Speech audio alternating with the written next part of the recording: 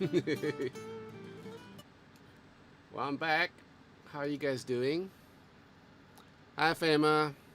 Hi, David. Hi, Dimitri. Hmm. Long time no see. Hi, Keith. All right, let's go. Let's start.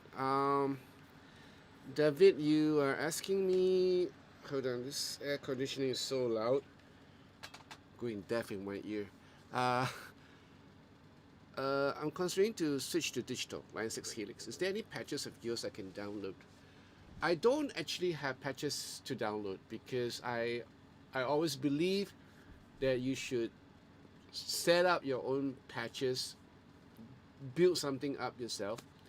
But I'm not saying I cannot help you. If you can go down to one of my videos, which is about the HX Stomp, right? Now the thing about a HX Stomp, it runs on the same architecture as the Helix. So I had 4 patches there for the HX Stomp, and you can download it from the link that I gave you on the video, and you can use them on the Helix. So something to start you off with. If you need the link to the video, I will give it to you right now. Just give me a second.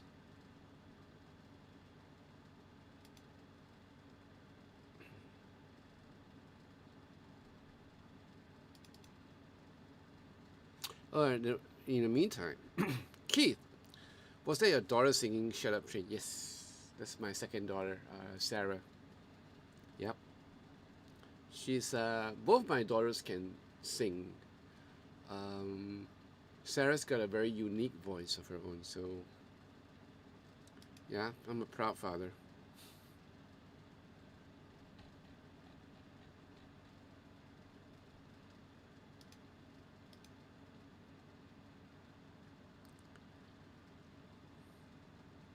Ah, Fama, you're from London. Your son is good too in the video. Cece, which one is my son? My son was in the video. Cece, tell me, come on. Who is my son?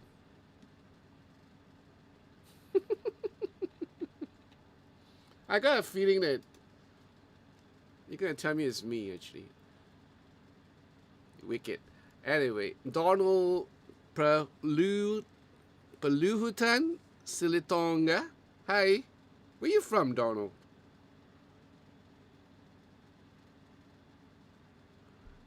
No, no, Todd. If you're talking about my son-in-law, that was in the other video. Everybody wants through the world. That is my son-in-law on the drums. The guy who's playing drums on Shut Up Train is not my son. His name is Brandon Koo. Yeah, great drummer, young, upcoming. He's actually a metal drummer. He has a metal band. For the life of me, I can't find it. Why? Um,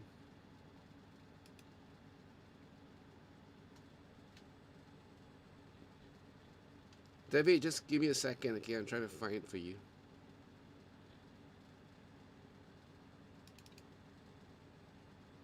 Anyway, you enjoy it, Cece? You like it? Oh, the percussion guy. Percussion guy? What? I mean, the one who plays the drum. Who plays the drum, right? So, yeah, that's not my son. That's Brendan. He's a drummer.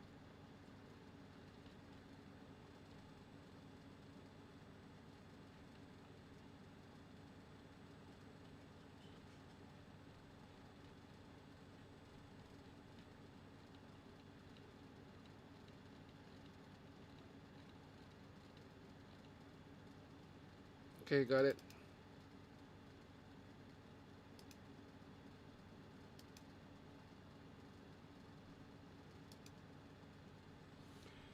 Okay, David, I'm giving you the link now.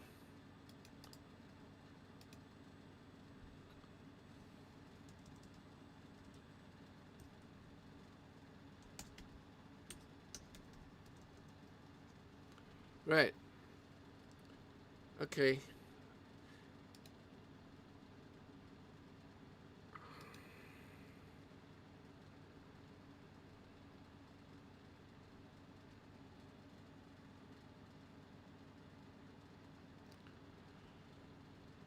J Ghost Hunters. Hunters. JJ Ghost Hunters. From Kentucky. Wow. Welcome. I hope you subscribe to the channel, JJ. Ah, Indonesia. Okay, Donald.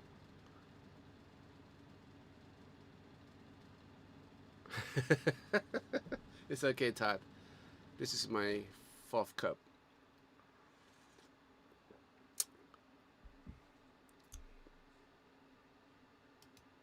Italiano. Vino. Italiano vino. Bene, bene. Buono. Hi, Caleb.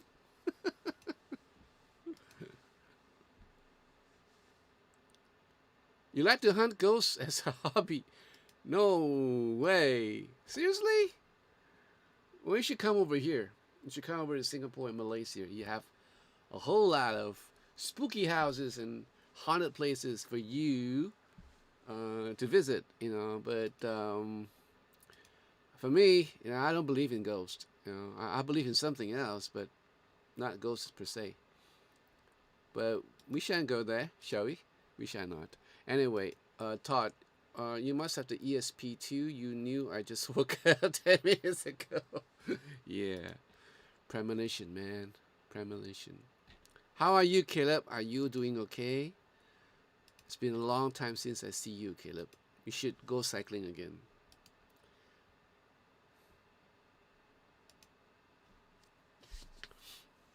Oh, what's this?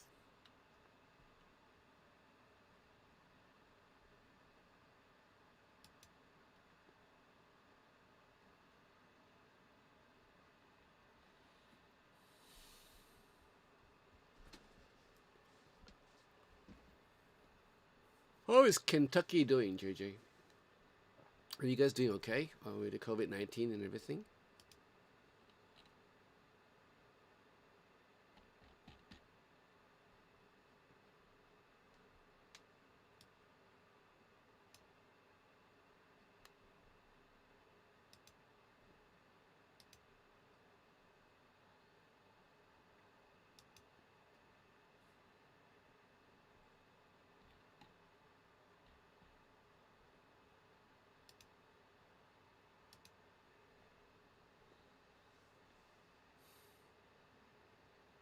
Dimitri, you're playing with a band for the first time. What advice would I give you?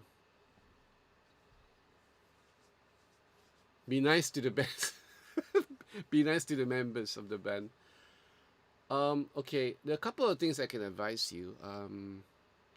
Depending on how close you are to the members of the band. One of it is not to play too loud on stage. That always seems to be the cause of the problem for most guitarists when they first play in a band. Well, unless the rest of the members like you playing loud, but some members, like I used to have a problem with my keyboard player because he always thought I was too loud, and I think the same of him. I thought he was too loud. That's the reason why I cranked up my amp, and so we are always in disagreement. And I guess it's a matter of I was so young then, I was like 20, 26. I guess it's a matter of letting your ego, your pride go and just okay, if it's too loud, I'll cut down. But as long as you can hear yourself, okay. If you can't hear yourself, there's no point. You might as well just leave the band because you can't hear yourself, you can't play well. So it needs to be of a certain volume on stage. But my advice to you is to be careful. I mean, just take care of what the other people in the band, about them, so that you don't overstep your boundary and offend them unnecessary. Yeah.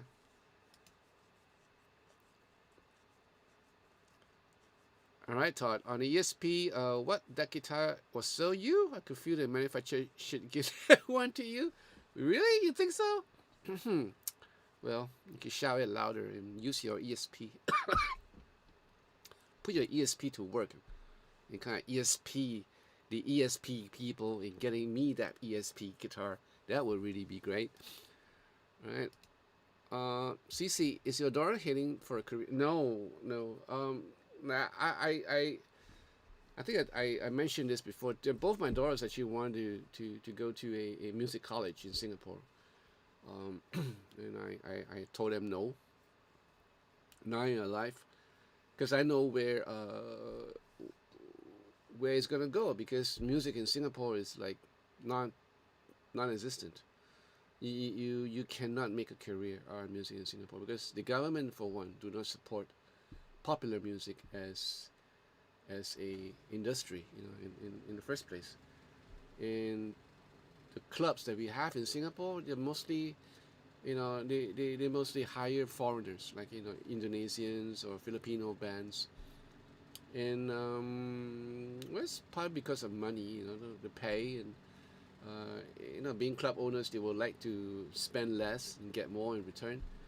So local musicians suffers the most because um, we have fewer jobs in Singapore. For me, it doesn't really matter because I make my living out of the country, because I do gigs overseas. And I don't just do I just don't play live at all. I do recordings, I produce, I write. So I play sessions. But for the local musicians, I've seen how they suffered, through the years. So my girls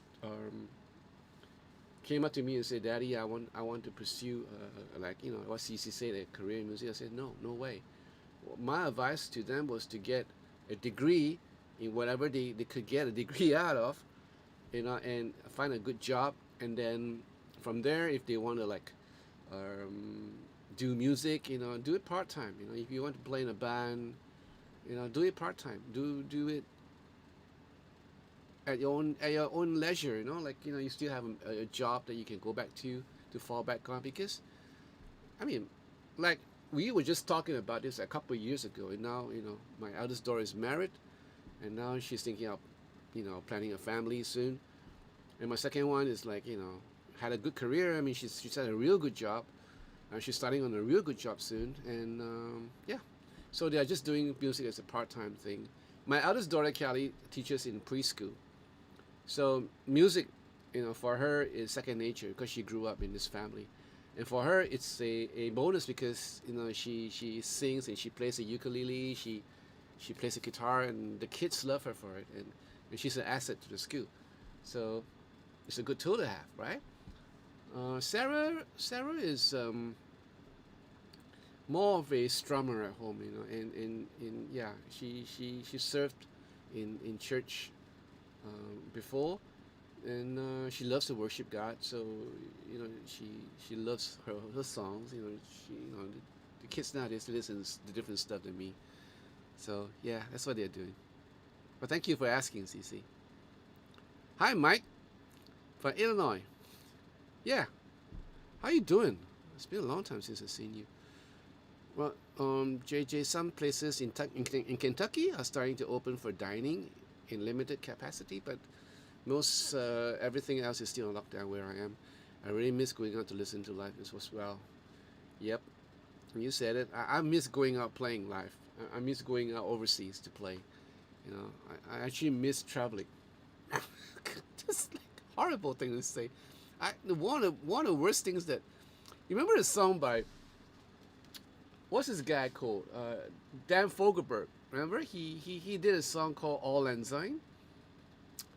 and it says the music was heavenly, but the traveling was hell. And when I first heard the song, I didn't quite get what he meant by that until I started doing a whole lot of traveling. And I go, yeah, well, Dan Fogelberg was right. The music was fun, but the traveling was hell because I used to get caught up, like, flight delays in China, back in the early 2000 or 2013, 12, and bad disconnecting, bad reconnecting flights, and then it's bad, and then you have the airline food, and even the food in the airport sucks, So it's like, yeah, traveling was hell. But now, after this COVID-19, I just can't wait to travel. Irony, irony. Anyway, that's a good one, Todd. Yeah, Dimitri, listen to what Todd says. Listen to what everyone else has to say. Jonathan, you sure your band members who was the big dog in their house? No, I was the quiet one in my band. I used to play in a band with good band leaders. Um, yeah, in most of my bands have good band leaders.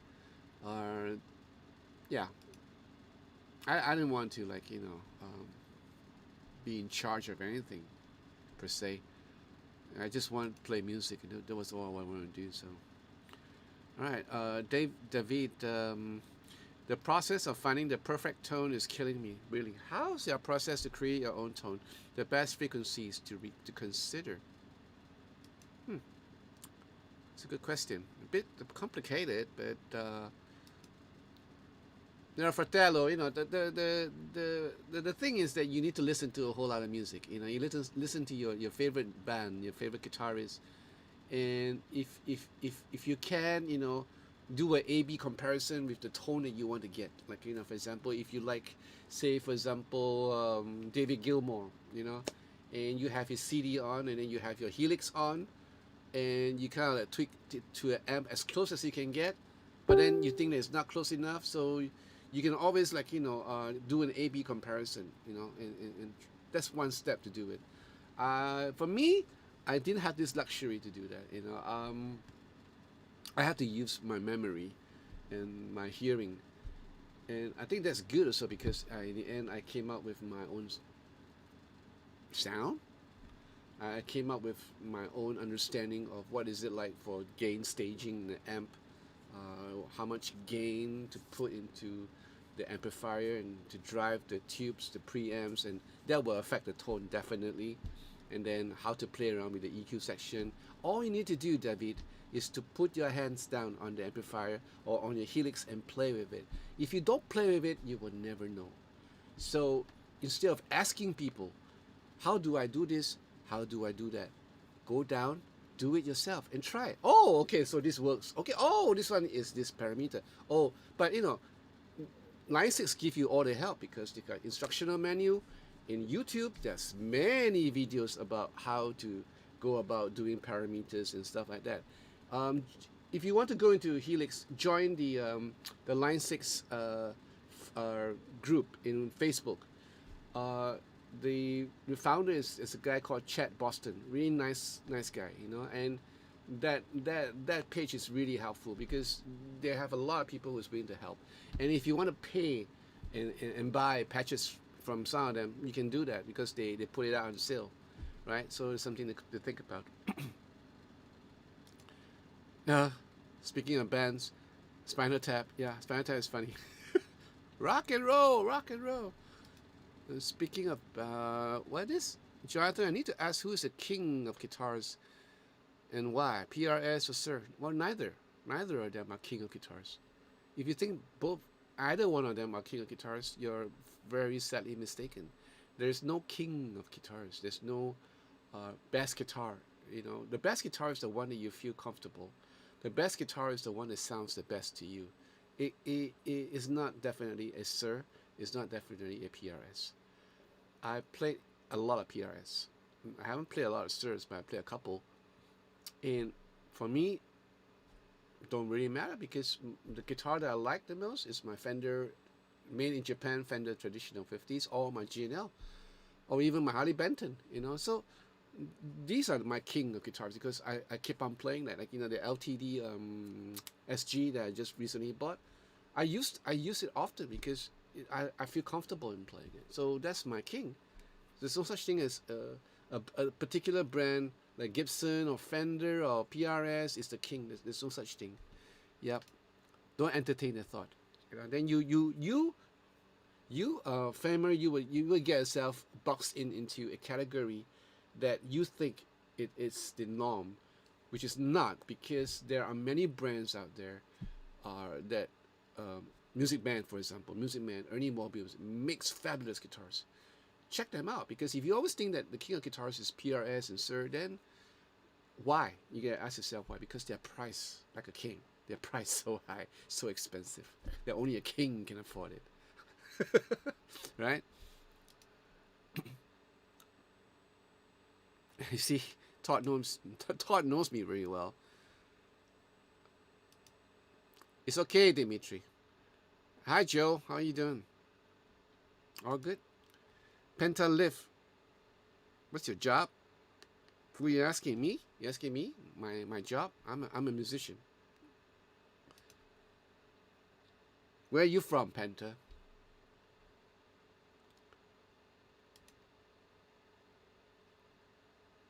I, I think musicians were gypsies in the past life. I was dissuaded from pursuing violin. Was repeatedly told that you eventually play the music for a different reason. Takes away some of the pure joy and enjoyment of playing. Takes away some of the pure joy and entertainment. It's good advice. Yes, I kind of agree with that. Hi, Orion.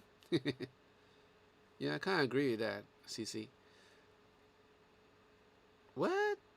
Actually, I was thinking of that, and I saw a video of a leader of the band, and we used to learn the song when we were younger. It was such an easy song to do, but I really want to do that, and do a different take of it.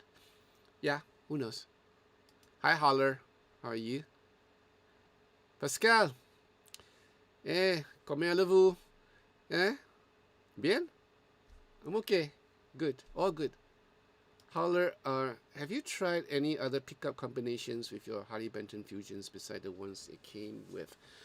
Well, in case you don't notice, which Harley Benton Fusion are you talking about? The TT or the HSH? Because if you haven't noticed, I did a whole bunch of modification to the HSH, the Harley Benton Fusion Pro. I put in Seymour Duncan, so you can put in any pickup that you see fit to, like the Marcio, Seymour Duncan, the Fluence, right, or the Farnbreakers, Iron Knuckles, what Knuckles you have, right? You can put it all there. Okay, Pantaleaf, you're from Singapore. Yes, it's my full-time job. And what is your job, Panta? So here we are. Hey, how are you, Kim? Is the windmill still turning? David, what I love about your tone is that you don't use a lot of distortion and have a lot of sustain. Are you a compressor fan or this comes without it? Good question. It depends. Okay, sometimes the guitar has very good sustain, so in which case you don't have to tweak a lot on your compressors. But like I said, I always use compressor as the first at the get go. It means like my signal chain will be guitar, compressor, and then the rest of the stuff, and then to the amp. So the compressor is a how should we call it, a mainstay. It's a essential part of my signal chain.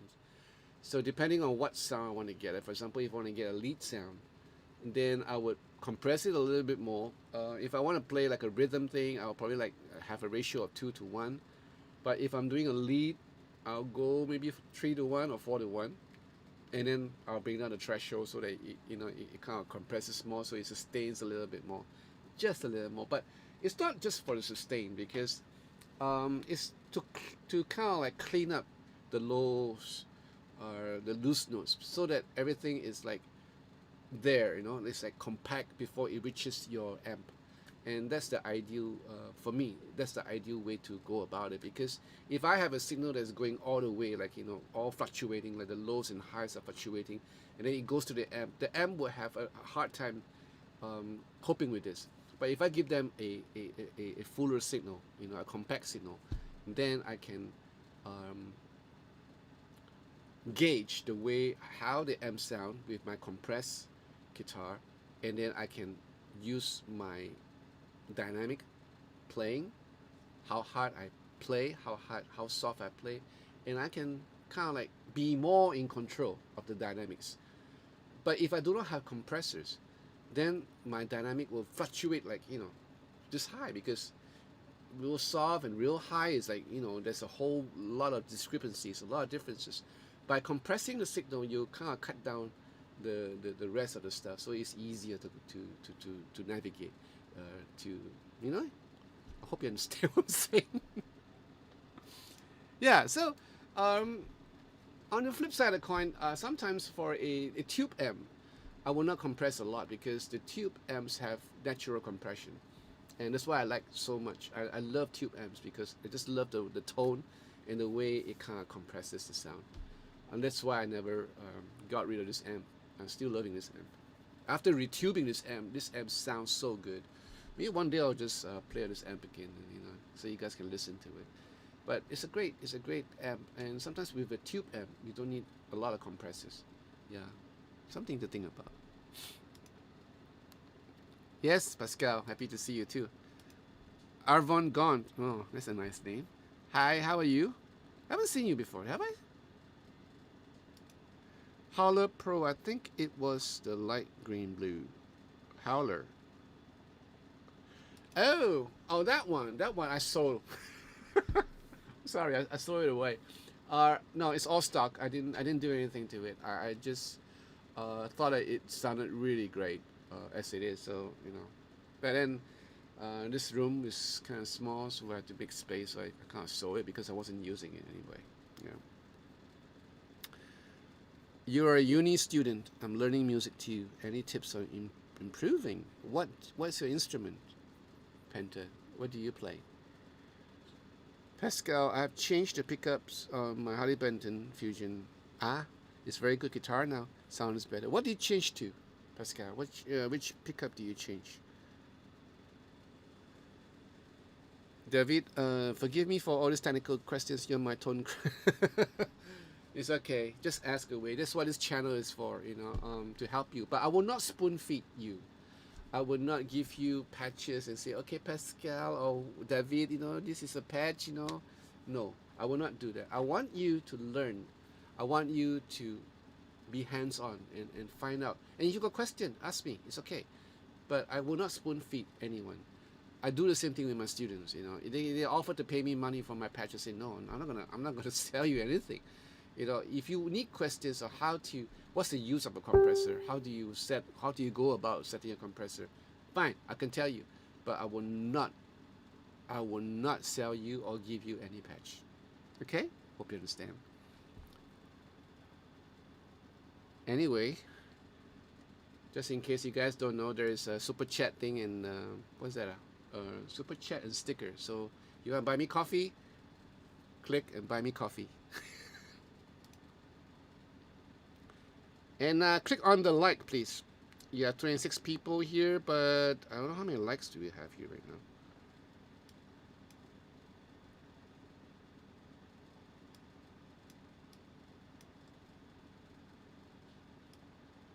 Alright, I got 24 people right now and only have 13 likes, so hit the like button. Do I use a noise gate? Yes, do I? Yeah, I do. Only for certain patches, like for example the heavy distorted patches. I do because it gets pretty noisy, especially on a single coil guitar, especially when I'm using my Fender Strat. So I have noise gate. The good thing about the Helix is that I don't have to use a slot for the noise gate because it's in the input stage, and on the input stage there is a noise gate available for you to adjust, so that's a good thing about it. Todd, would you still recommend that the compressor be the very first in the chain if it's a rack mount unit to note there is a tube Marshall in the mix? Well, you know what, Todd, normally for a rack mount compressor unit, you would have it set in the first place. I can understand why you want a rack mount, because if you're going to the old 80s way of doing things, like the way the studio cats are doing when they're playing live, is that they have this whole rack mounted effects, like their time-based units and the compressors and whatever they have. But they were totally dependent on, like for example, Steve Lukather is totally dependent on different amps for different sounds. Like you will have Marshalls with loaded resistors, and they will be driven really hard, but just uses for a dirty sound, for distortion sound, for the distorted sound. And then he has his Mesa Boogie or Dumpo amps for his clean sound. So this is very complicated setup. These are all very complicated setup, but it works for them because they have roadie, and all that. They have the means to do that. If you're gonna use your rack mount compressor, then you can always use it as a first in signal, or you can use it as a last, just to compress everything to a manageable signal to the main house. And if that's the case, then you don't want to compress too much. But if you're using it in the first, on the first of the change to kind of like manipulate your guitar tone, then you can do that too. There's no set rule as what you can or cannot do. You know, but I would advise you to get a real nice, I was so impressed with the Fender Compugilist. I was so impressed with that pedal because it fits me to your T, because the compressor is really good, and then you have a distortion or a gain unit built into one. And I thought that was mighty fine because I was using it and I really love it. So that's something to think about, right? Getting a pedal, a compressor pedal, right? Oh, hey, Leonard is here. My compressor is on all the time when I'm okay. Comforter Spirit is Leonard Rizzo. He's the one that played the steel guitar in the latest video. So feel free to welcome him. He's the one that played the pedal steel on that Shut Up Train video. Leonard. His real name is Leonard. Hello, Ronnie. I have a tube amp or two. Let me have a look and see if I don't come back for.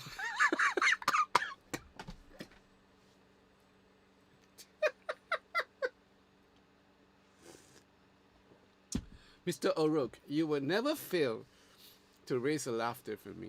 And I thank you for it. Pascal, what? Ori Pure on Amazon. What's that, Pascal? What is Ori Pure? Pentalift, I play pop and more of R&B and neo soul. I'm still learning more about it. Okay. What I mean is, what instrument do you play, Penta? You play guitar?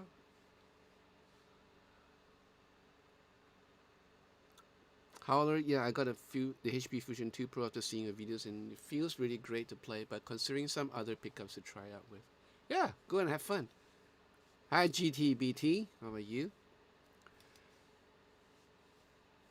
Okay, you play electric guitar, Penta. Good to know. So, what do you want to know?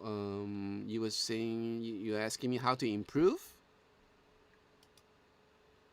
Were you asking me the question, how do you improve, or how to improvise?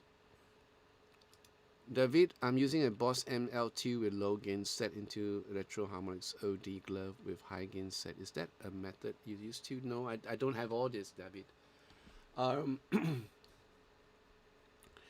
Basically,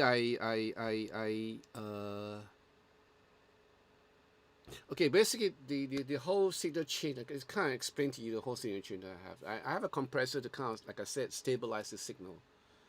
And then from there, I will go into a boost pedal unit or a distortion pedal unit, And then from there, I'll go right into the amp. And that's it. So it's very simple. Compressor, distortion. And the amp is the most important part of the whole chain, because that's why people spend a lot of money buying amps, buying a good amp, And the amp must be able to cater to both clean as well as to heavier sound. And if you're gonna get like a 2-channel amp, like a clean amp, a clean channel and distortion amp and a distortion channel, then you will have to decide what goes into what. For example, you're gonna have your distortion. Maybe you may not even need a distortion pedal. Because if the distortion channel is really good enough, you might just need a booster, just to kind of kick in more gain so that you can sustain a little bit more on the dirty channel. And then leave the booster off when you're in a clean channel, right? But compressor on all the time. And then, of course, the amp has a effects loop, and this way you hooked up all your time-based unit. So there's one way to go about it. And this is basically what I do.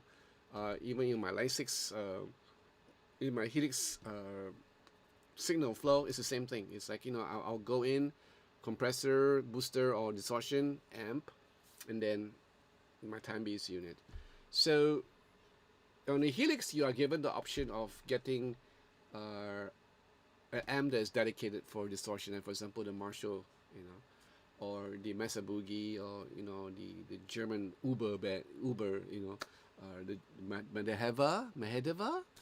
Those are high gain amps, like model of the Bogner's and stuff like that, and those are great for solo. So I would use that amp on that patch for solo. Where else I would probably use a Fender Deluxe emulation on the cleaner sound, or even a Fender Deluxe or Fender Twin, uh, for slightly dirtier solos, slightly not so clean solo, and that will work. So something, yeah. Don't worry about it. Just play around with it. You get it. Oh, okay. Ori Pure humbuckers on a HP. Do they sound good? Hmm. I'm curious as how I improve my knowledge and skill. Hi, 108. Where are you from? I'm having a grand day. I'm having a good day. I'm tired though, but I'm having a good day. Where are you from? 108. Penta. My advice I always give. I get some of the same questions that you just asked. My advice to you is to listen to a whole lot of music, and not just listen to the music that you like, the sort of music or genre of music that you like. Listen to other music. Don't let it dissuade you. Like maybe you dislike cha-cha, for example, and don't let it dissuade you from listening to good Latin American cha-cha, because you're robbing yourself of an opportunity to. It's like when someone say, "Hey, Panta, you want to eat durian?" and you go like, "No," and then you go like, "I don't know." Everybody says that durian stinks and all that, but then you're robbing yourself of opportunity to taste durian, and you might just like it. So what I'm trying to tell you is that every genre of music out there in the world, try it. I mean, listen to it, and if you like a certain genre, for example, when I first got into, I love country. I always loved country ever since I was like really young, and then I kind of progressed to rock, and then to light jazz and instrumental jazz, and all that, and then I came back one full circle. I came back to country again, and orchestral music, like 9 string sections and stuff like that, and I was going to the Brazilian thing, but it was a journey for me. It was a learning cycle for me. So there was no restriction on my part to say, oh, I only listen to rock, or I'll listen to this genre. Don't sell yourself short. Um, well, I was like, I told many people that I'm basically a banana, because I'm a Chinese, but I don't speak Chinese. I don't even write and read Chinese until like many years later when I started working with Taiwanese. Then and I started to pick up the Mandarin. Um, but I'm Chinese true and true, because my dad is a Chinese. I grew up in a Chinese family, but the way I think, the way I process, it's not like a Chinese, because I was indoctrinated with the Western culture since young, because of the TV that Singapore shows, right? You should know, right?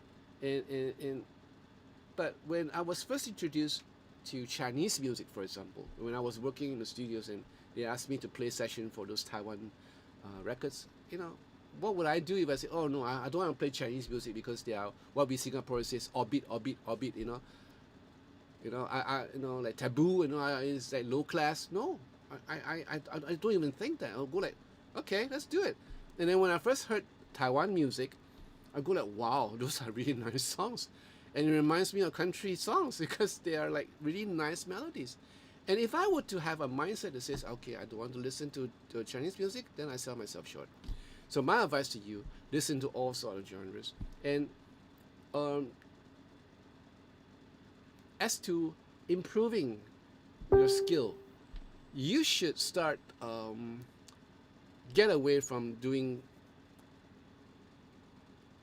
scales. Get away from thinking too much about. Okay, I'm gonna do a Dorian mode here. I'm gonna do a Lydian mode. I'm gonna do whatever modes you can think of, Locrian and all that. I want to do a minor pentatonic, and then I'll transgress to a major pentatonic and flatten the fifth and all that. If you're gonna think all that when you're starting, after a while, if your mind can cope with it, fine. if your mind can cope with it. But our mind and our heart sometimes do not connect. So your mind may be thinking, okay, this is theoretically correct, but your heart says doesn't sound good. So my advice to you is to go where the heart is. And when you're practicing on your guitar, you can have all that, the theory, but turn it around to make music, to play notes that mean something, and not just because just it's there. Okay, Siri's talking to me again. Okay, so don't play notes that, oh, okay, this is theoretically correct, but play notes that make sense to you. And when you have a backing track or when you're on a looper, when you're playing, improvise. Do not be afraid to improvise. And if you hit a bum note, so what? You're not gonna like disappear into a puff of smoke.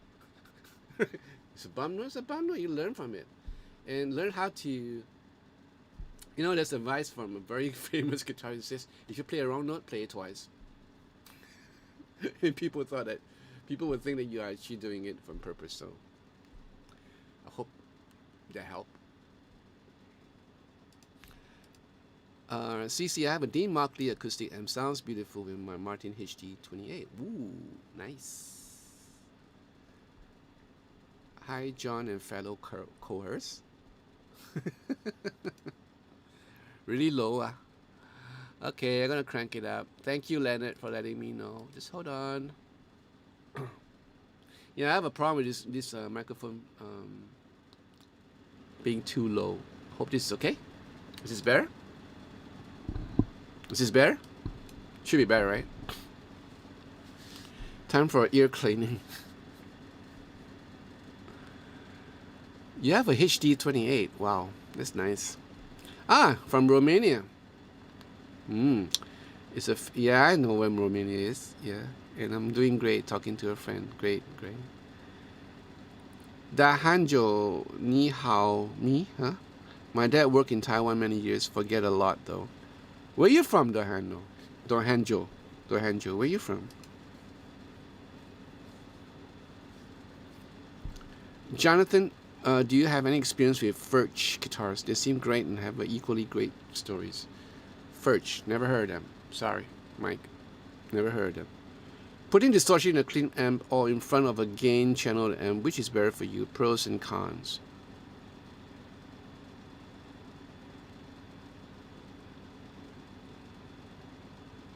If you put distortion in a clean amp, the only reason I see you doing that is because you have only one channel, which is like, when I used to have a Vox here, the big Vox, there's just one channel, and it's like a great amp, it's a great tube amp, but it's just clean, and no matter how much gain I put, it will not distort because it's just loud, and it's basically a clean amp, so I would have to get a good distortion unit, like, the one that I just reviewed from Seymour Duncan, what's that called, what's it called, what is it called, the black one, what is it called?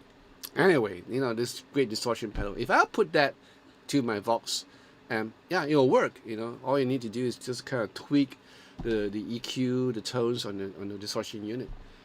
But if you're going to have a distortion pedal with a dirty channel, then it's going to be real saturated unless you're looking for that sort of sound. So that's the only thing about this.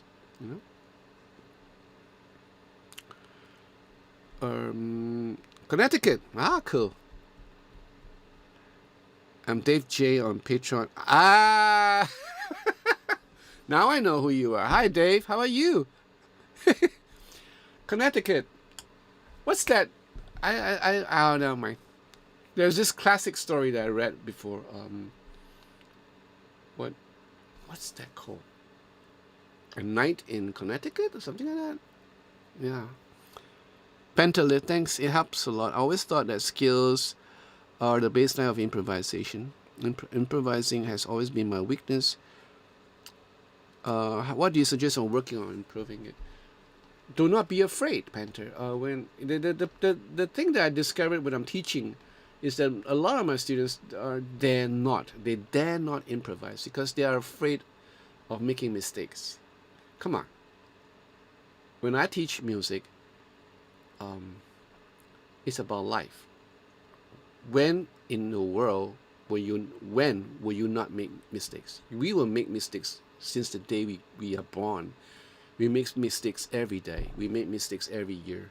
Every time, we make mistakes. And some of us regret making the mistakes, but we learn from it, right? So it's the same thing. I mean, a lot of us are afraid to improvise, especially the learned ones, because they are afraid to play a bum note. So what? Like I said, improvise. If you hear a lick that you like, and that's what got me inspired when I was younger. When I hear a lick that I like, I will work on that lick.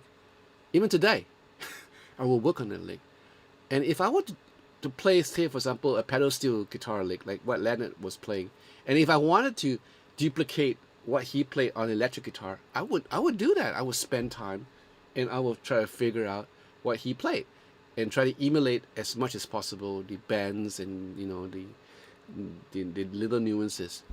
And if I can pull away with it, fine. Then I learned something. If I don't, okay, it's okay. I'll move on to another lick.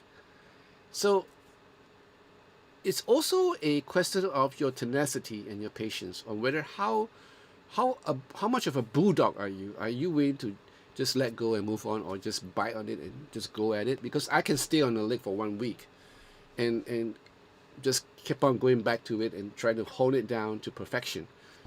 Yeah, so that's why I do. So that may be something you might want to consider. But do not be afraid to make mistakes, because mistakes happen to everyone, right? What you saying, Mike? The Fudge guitars. Yeah, I've heard about the Fudge guitars. Was it you who mentioned this, or someone else? And they are making Czechoslovakia, right? Good to know, Dave. Pascal, I'm going in a few days to varnish my strap body outer maple with nitro. Oh, stuff. Oh, I hope it will be good. It's the first time. Well, good luck. You are a very brave Frenchman, Pascal, because I would never do that. I would never attempt to spray paint any of my guitars. The most I ever thought of doing was to take off the varnish from my neck, and that's the most I can do. Another ambitious thing that I was thinking of doing is to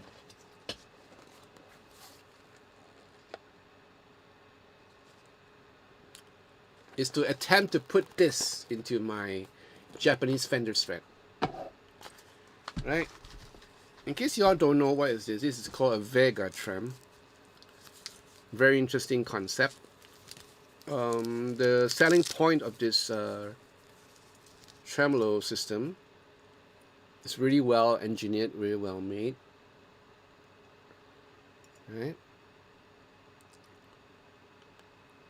The selling point of this is that you don't need to send it to a shop to get it fixed. You can basically do it yourself. And the reason why you can do it yourself is because of the bracket. There's a bracket for you to see this one. I can tear it open. I don't want to tear it open because I want to fix it on myself. And now I would do a video of this installation so you guys can see, how easy it is. It's supposed to be real easy. And the guy that runs this company, he's such a nice chap, and they're based in Spain. Yeah. So yeah. So I'm gonna do this soon. That will be very ambitious for me. Yes, Dave. That's right. A Connecticut Yankee and King Arthur's Court by the great writer Mark Twain. That's one of my favorite books. It brings me to places out there, and it got my young mind thinking of the many possibilities. Yeah. You said it, Todd. Groucho. From Brazil. Hola. Hi, Sunny, yes. Where you from, Sunny? Todd, imperfection in nature is what makes nature beautiful. Same with music, it's those missed notes that we perceive as wrong that make it sound unique and beautiful. Amen to that, Todd. You said it. Avant-garde, and always maintain a cool look on your face and nobody will know you screw up. Yep. Own it, yeah. That's right. I think, Todd put it in a real nice, in a really articulate way. Pentel, own it. When you're playing a note, own it, commit to it. You know, this is why I told my students a lot of time. Like if you're gonna play a riff or you're gonna play a certain lines, own it. Just commit yourself into it. The expressions, the bends, the vibratos, whatever you need to do, commit yourself. Yes, Dave, it's going to the Strat, the white Strat. Remember the 50s traditional Strat? Yeah. It has a, what you call it? It has a six screw traditional bridge, tremolo bridge. It's good. It stays perfectly in tune. It's actually one of the best bridge I ever played on. But I was thinking of putting this on so that, the reason why this is such a great tremolo bridge is because you can go both ways without, routing a recess. So it's supposed to work that way. So you can actually kind of like pull up and down with ease without routing a recess at the back, like most Ibanez guitars have for the fret rows. So that's one of the selling point. It's not cheap, yeah, but it's a quality product. So we'll see how it goes. I can't wait. I'm going to install this next week. Yeah, next week. Hi Shakespeare. What's your favorite acoustic pickup? No brainer. Arabex Anthem. Yep. Although I have to say that after the recent reviews of some Takamine guitars, especially the ones with the Q-tube, I really love the Q-tube pickup system from Takamine. I thought they sound pretty good. Yeah, they sounded pretty good. Yeah.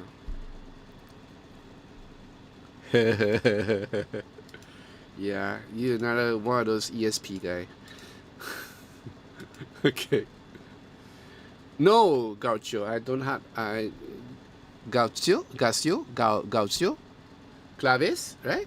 Mr. Clavis. Sorry if I didn't pronounce your name properly. Yes, I do not have a Ibanez guitar in my collection. Okay. Well, it depends on how much you like your Eastman. If you want to Glacio, right? Glacio. Okay, Glacio? Glacio. Right. So it depends on your Eastman. If you really like your Eastman, if you think it's really worth investing in a good pickup system, then go for it. For me, even for my Martin D35, I am not considering putting any pickup systems on it because I just like it as the way it is, And I don't foresee myself taking this out for concerts or for gigs, Maybe the Harley Benton. Yeah, I might just put on a Arabex Anthem on it, because the original Fishman pickups doesn't serve any purpose at all. It's a great guitar,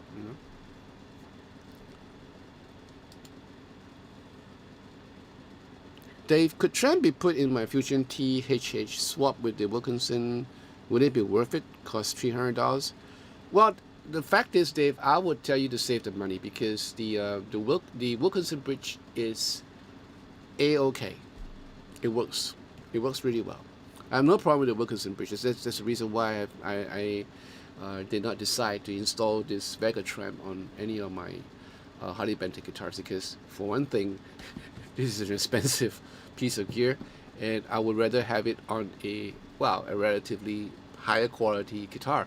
Not to say that the Harley Benton is not of a good quality, but to begin with, it has a great bridge. So if it ain't broke, why fix it? Shakespeare, I feel like there's something special about acoustic without a pickup. It forces you to rely on technique and projection, whereas an amp would hide mistakes. No. On the contrary, I feel very differently. I feel that if I were to have an acoustic guitar with a pickup system and an amp, it kind of amplifies everything. Yeah. So, I guess everybody thinks and feels differently. For me, I always thought that it would amplify all the squeaks and all that, and And yeah. In any case, I would never feel comfortable playing a fisherman pickup unless they are the higher ends, the higher range ones. The normal fisherman pickups will just drain everything out of me when I'm playing.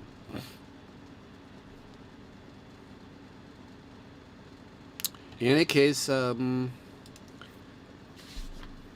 tomorrow will be a full day for me because I'm having another live show, well, a live streaming show on Friday, and I'm having rehearsals on Thursday. But this time around, we have like 18 songs to play, and I have to run through the songs tomorrow. So tomorrow will be a full day practicing and getting the parts down here before I head to the studio on Thursday in the afternoon, and then it'll be great, to hang out with the guys again in the band, and then the recording will be on Friday night itself, and then I have another recording gig. This time it's for a recording, not a live streaming thing.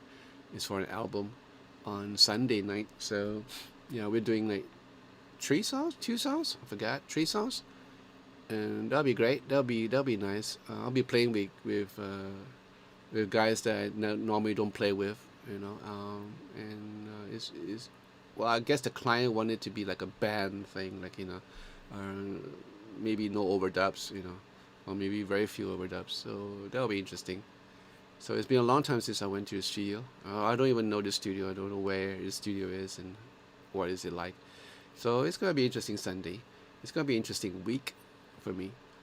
And on next week, I guess I'm gonna have an interview with a newspaper regarding well, they're gonna ask me, like, as a musician, how do I cope with my situation right now in this COVID-19 situation in Singapore. So they called me today, and I said, okay, you want to interview me, fine. So I might just do that on Monday, and then on Tuesday or maybe on Monday night I would install this, and then continue with the reviews that I have pending. Yeah, so that'd be great. And next week I'm gonna have delivery of a couple of guitars from Maestro. Well, this is not a Gibson Maestro. This is the local company Maestro, Singapore company. So yeah, I'm pretty excited about that because well, one of it is that because I would really love to support local companies, but the other is that because I heard a lot about Maestro guitars. So yeah, it'd be great. And in the meantime, I have a bag of goodies here. So I have one effects from Bruckner. God knows what is this. You guys don't want to take a guess. Hi Jack, how you doing? And thank you. Wow, you come in bearing gifts. This is from, good lord, what is this? J Rocket Audio Design. Alright, no idea what it is. And then this one. What in the world is this? Ooh. It's called a tight drive. Okay. So all in all, I have like 3 distortion pedals or gain pedals here. Alright, so let's break it out. So in case you're wondering what Jack did, he just did the super chat thing. He just bought me a real nice cup of coffee. Thank you again, Jack. So you want to hit the super chat, please feel free to go and do it. This is a beautiful pedal with a handle.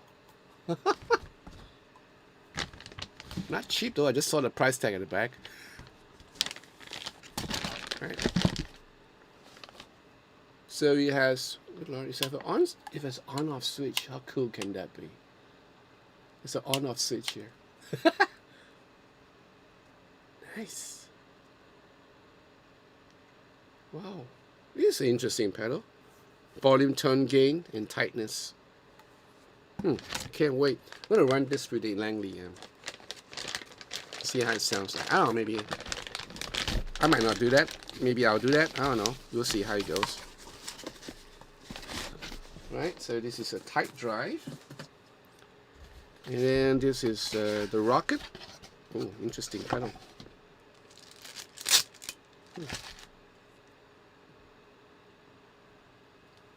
Made in the US of A. The Majestic J Rocket. What is this? Majestic, right? From J Rockets. From J Rocket Audio Designs. They have volume, gain, treble, bass. Yeah, again, this is like a distortion pedal. How much is this? Oh, okay, not cheap. We'll find out why is it priced at the way it's priced. These are considered like boutique amps, boutique pedals in a way. This is a Bogner. Ooh, that's interesting. Oh man, let's look at that design. This is like rough, kind of like, it feels like stone, you know, it feels like stone, but it's not, it's metal. Plastic? Metal, I guess, metal, but real nice. It's from Bogner, right? Is it Bogner? It's called a Wessex. So it has level, gain, treble, and bass. The EQ section, right? This is also not cheap. So it still falls under the category of boutique pedals. Interesting. Anyway, so these are the 3 pedals that I'll be reviewing next week, apart from the other guitars.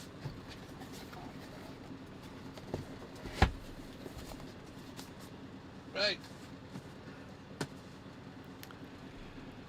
So where are you guys at? Something special about acoustic. I'm gonna buy the anthem. I have to buy the anthem. Okay, great.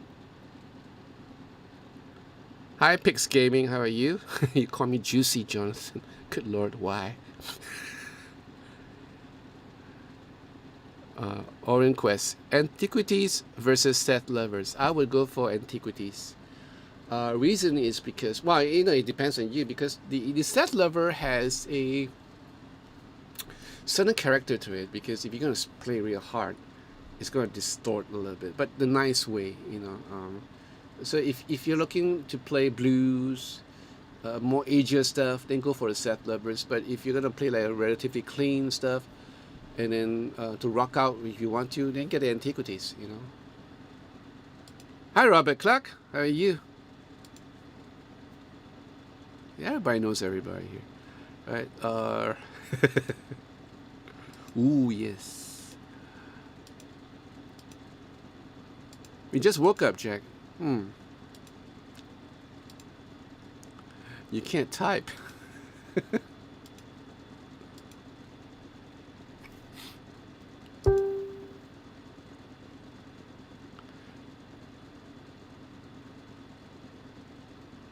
You didn't get out of bed.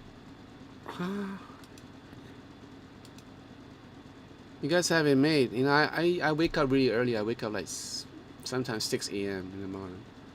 Like tonight after this, well, this morning after the live stream, I'm going to stream for 2 hours, 2.5 hours. I'm going to bed. You know, I'm trying to wake up like at 8 latest tomorrow, 8 a.m. Get my breakfast. Yep. David, do you use only a delay or more than one together? I like the Andy Timmons way of 2 delays. How much mix do you put on the original signal? Again, that is very subjective, because delays, different delays have what you call it, different balancing, right? You know, different levels and stuff like that. So I can't possibly tell you how much delay you should put. Or I use sometimes 2 delays. I sometimes use 2 delays and 2 reverbs, and sometimes even more, just to get the effect that I want to. So it strictly depends on what you want to do, you know. Does this come from here or what? Oh, anyway. So in answering your question, yes, there's no limit, especially on a Helix. There's no limit to how many delays or reverb you can use, subjective to your CPU usage, you know. But I found out that I can actually use quite a lot of delays and reverb on the Helix itself. Yeah. Physical pedals, of course, it's relatively up to you, because more pedals equals more noise, unless your your pedal is the what you call it, the true bypass, yeah.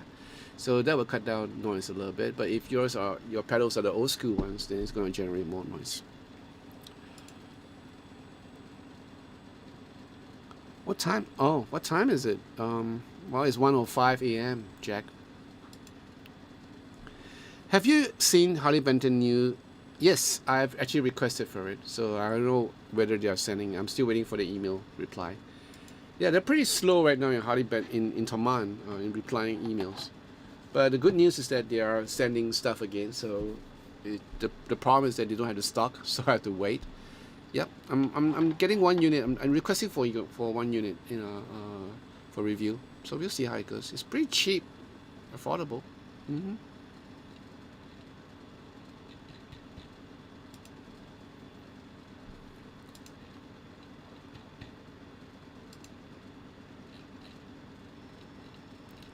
Leonard, are you still around, Leonard?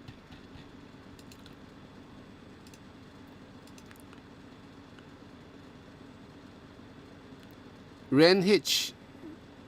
Which part of Taiwan are you from, Ren? From Taipei, Taichung, Kaohsiung? Which part? Yeah. Well, I usually get out at 6 a.m. So most probably I will not get out at 6 a.m. tomorrow. That's why I'm saying I will probably get out at 8. Right. Hope the carton from... Oh, you're from Tainan. Great. I love Tainan. I think it's very organic. Not like... I love Taipei too, but Tainan has that different feel to it. You know? CC, you're born in Kaohsiung. Wow, cool. But where are you now, CC? You're in Taipei or where are you?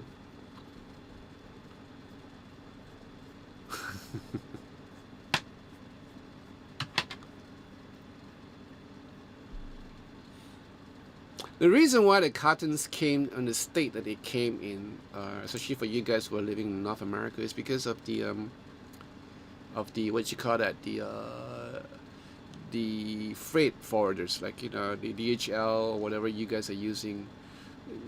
Sometimes some of these items will come in during the rain or downpour, and it's where the cartons get all mushed up, and sometimes they are carelessly packed. So that's what happens. It's not the fault of Taman. I can tell you that. I believe that when they left the factory, it was in perfect condition. So, yep. Hello, Alan. How are you, Alan? Dave, my dad worked in Kaohsiung, visited in 1969. Good Lord. I was only 6 years old, Dave. 臭豆腐。蚵仔煎，对不对 ？CC，你在想念那个蚵仔煎跟那个臭豆腐。You know for you guys who haven't been to Taiwan, Taiwan has this thing called the night markets, and basically they're like a flea market of sorts, but they sell all sorts of stuff like shoes, clothing, and above all street food. And that's what makes it so interesting. The night markets of Taiwan itself, in the various counties, right? In Tainan, Kaohsiung, or Taipei, they have numerous night markets every night, almost every night. And for me, it's such a joy to head on down to the night market, especially after work. I was recording there in the studios, and I would just head on there and just eat and shop, and that's the best way. And they have wonderful food there. My favorite would be the fried, like what CC was just talking about, fried oyster pancakes, and other stuff. They have other stuff, and it's like, whoa, nice. I miss Taiwanese food.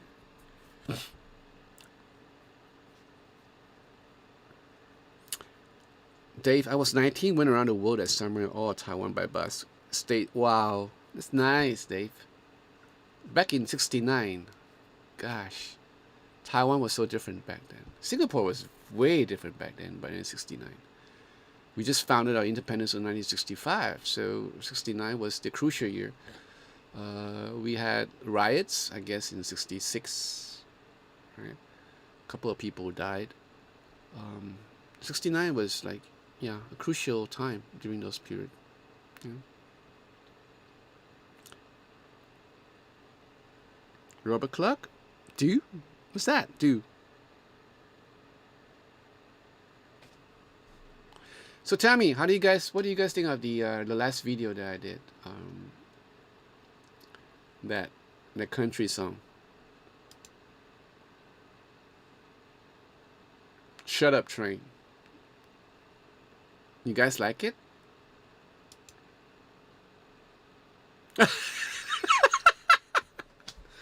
That's a good one, Robert. Dog bump into you and you go, do? Well, Cece, you came to New York City in 1970. Wow. 1970 is an interesting time, too.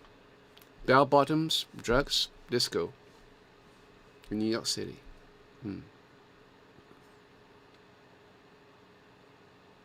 Yeah, tell me. So, what do you guys think about the last cover that I did? Dave missed Woodstock, but my friends went. My only regret, yeah, Singapore got its independence back then. Congrats on that. Yeah, it's many years now. Yeah. Do you still enjoy the THH? Yes, definitely. I still have it with me. It's right over there. Here. Here. Flower power. Yeah, man. Yeah, man. Peace out. I don't think they say peace out. They say peace, man. Peace. No war. Make love, not war. I still remember my cousins back in the 70s. They were into all this. We were so, like I said, we were so heavily influenced by the American culture as well as the British culture. And bell bottoms was like the essential essential wear for males, and the haircut, you know, long, tight-fitting shirt, with bell bottom, and everybody wanted to be Bruce Lee, so everybody was taking up taekwondo and ninjutsu, or jeet-kwando and Wing Chun and whatever they can think of, judo, and just want to be like the next badass, like Bruce Lee. And all of them have the same Bruce Lee hairstyle. Those were in the 70s. I remember I was staying with in a place that my folks rented, and there's a back lane, like there's the where the houses are, and then there's this back lane, and the landlord's son will be like practicing his taekwondo over there, and he would dress up and he would look like he would try to look like Bruce Lee, even emulating and doing all that. It's hilarious. And yeah, those were the days I remember. But those were like innocent days. Those were really innocent days, right? Man, I miss those days. Anyway, yes. Ever had time to watch you? Oh, okay. Yeah, do that. You never liked bell bottoms, so I never wore them ever. Oh man. Well, you okay? So I know I won't fool around with you, CC. Hi, David Askin. How are you doing? I had a poster, the nunchucks. Awesome. Yeah, the nunchucks. Those were the days, man. Jack, I woke up and saw the video in my feed, but I just hopped on the Steam. I saw your ESP video. That is a sick looking guitar. Yeah, that's a great looking guitar. But I'm going to tell you that I did like how it sounded. I thought the pickups were pretty bright. When I told this to my other guitar, the other guitarist that's playing with me this Friday, I said, "Wow, the guitar really bright." And he says, "Wear sunglasses." He told me to wear shades. Okay, the guitar sounded bright, and I'm guessing it's because of the pickups. All right, so yeah, I wasn't too keen about the sound. I had to do a whole lot of tweaking on the amps and on the EQ, but yeah, it played well. Nice looking guitar though. It looks fabulous on stage, I guess. Milar and Max, hi, love your R&B leads, very soulful. Thank you. Bruce Lee kicks ass. Sifu, yeah, I don't know Sifu lah. Jack, you still like Bruce Lee movies? Yeah, who doesn't, man? I love every movie they came out with. My favorite. Okay, tell me. Okay, you guys tell me what is your favorite Bruce Lee movie? I'll tell you mine. My favorite Bruce Lee movie is Fist of Fury, where he kicks some, Japanese butts in that dojo. Yeah, that was my favorite scene in that movie. Fist of Fury. Real Dragon. Okay. What else? Oh, you just watched Fist of Fury the other day. Okay, cool.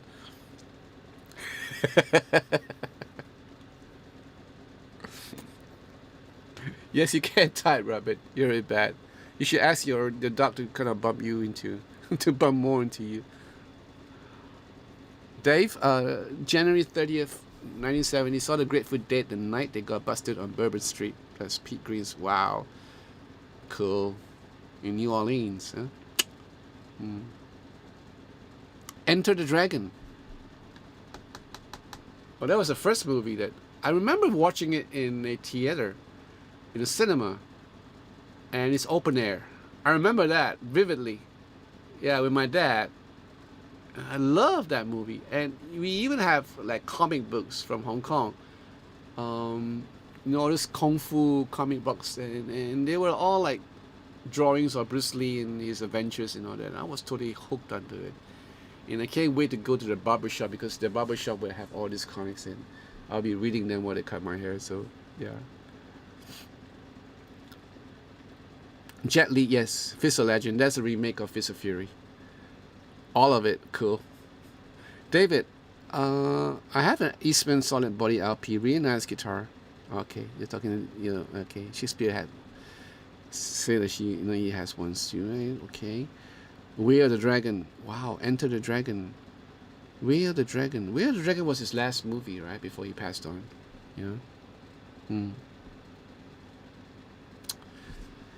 Well, he left us too early. Mm-hmm. The mirror scene was the best. Yeah, absolutely. And that guy that played the villain, Sekin, his name was Sekin. Yeah, he's got a villainous face, but the word has it he's one of the nicest dude around. For Hong Kong. Yeah. Yeah. From guitar to kung fu movies. Talk about diversity. Hey, what do you guys think about the white guitar that I reviewed from ESP? I say LTD. The guitar from Ted Aquila. What do you think of that guitar? Orient Quest, what happened to him? He had a drug overdose and he passed away in his mistress' place. Yeah. Well, some say that it's a family curse because right after that, his son, what's his son's name? The one that played the crow. Yeah, he passed away too at almost the same age, as his father. What's his name? Come on, help me out, guys. What's the son name? Brandon. Thank you, Jack. Brandon Lee. Yeah, he got shot with a projectile that is fired from a gun that's supposed to be filled with blanks, and he died. Yeah.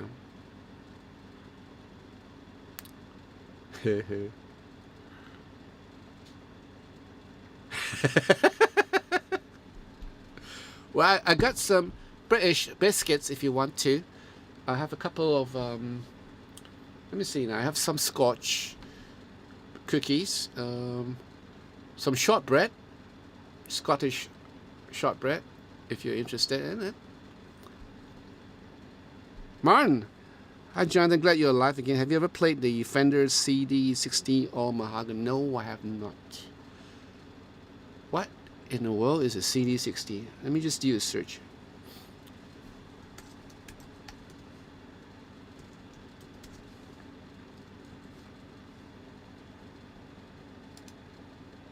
An acoustic guitar. You know what? I used to know a fellow sessionist. His name was Eddie Mizuki. He resides in Malaysia right now. Great guitar player, and he plays acoustic, and he has a Fender, and it looks just like that, like a mahogany dreadnought. So I don't know. I haven't played on this guitar before, and the rest of the guys will be playing like Martin guitars or. Like, I was into Taylor guitars back then, but he was the only one odd one now who plays a Fender acoustic guitar. So it might be this guitar. Mm. British biscuits. Mm.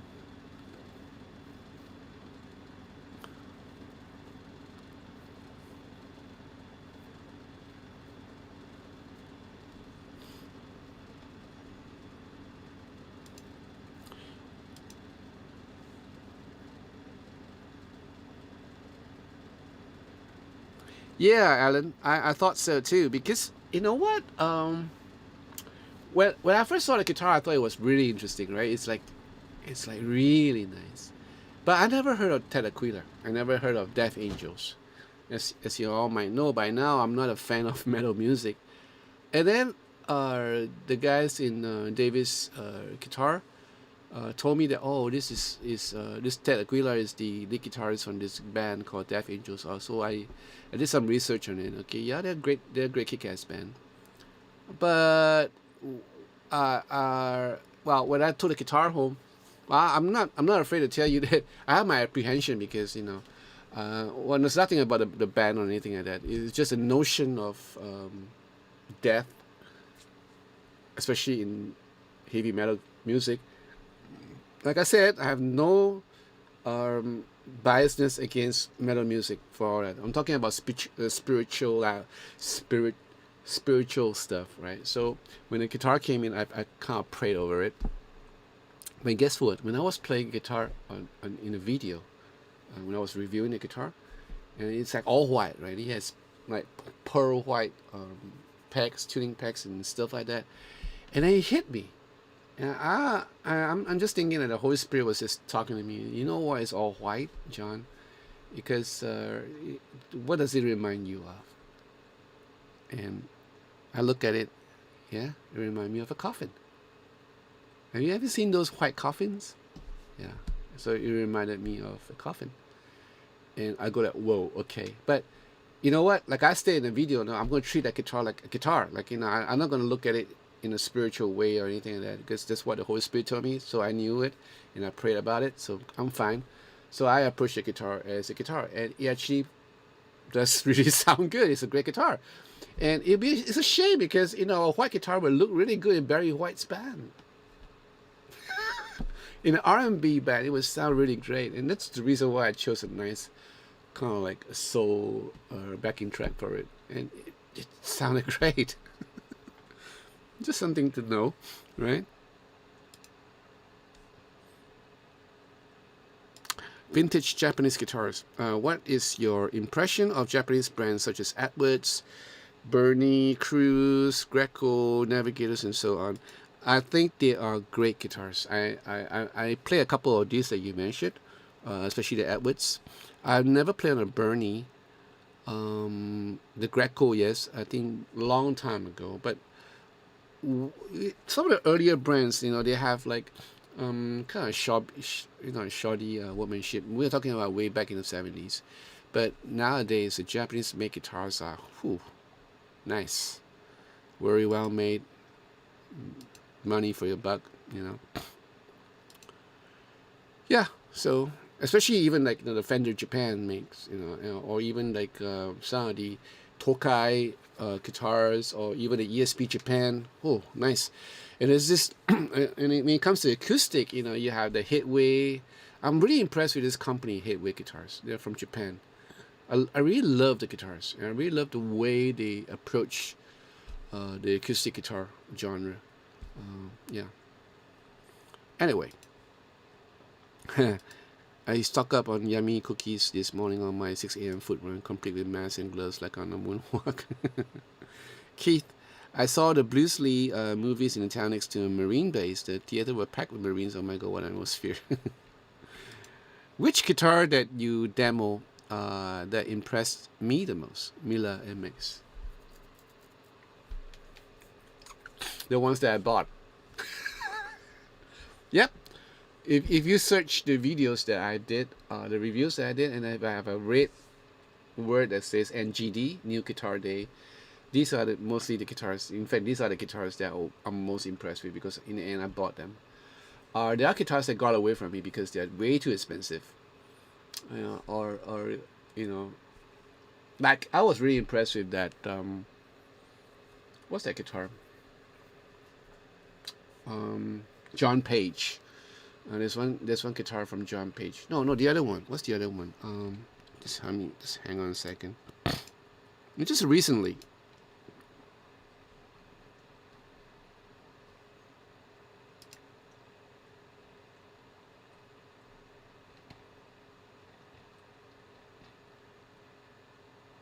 Mm,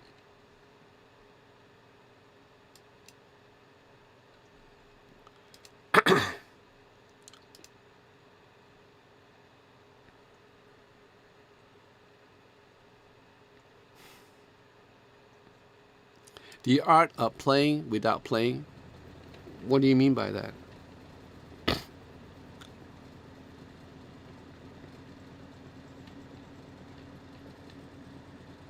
Yeah, the Schecter Nick Johnston guitar.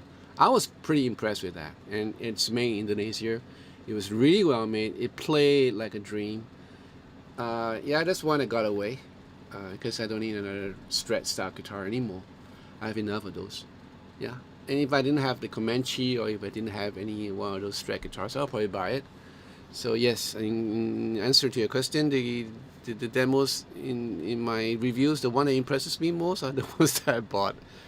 Yeah.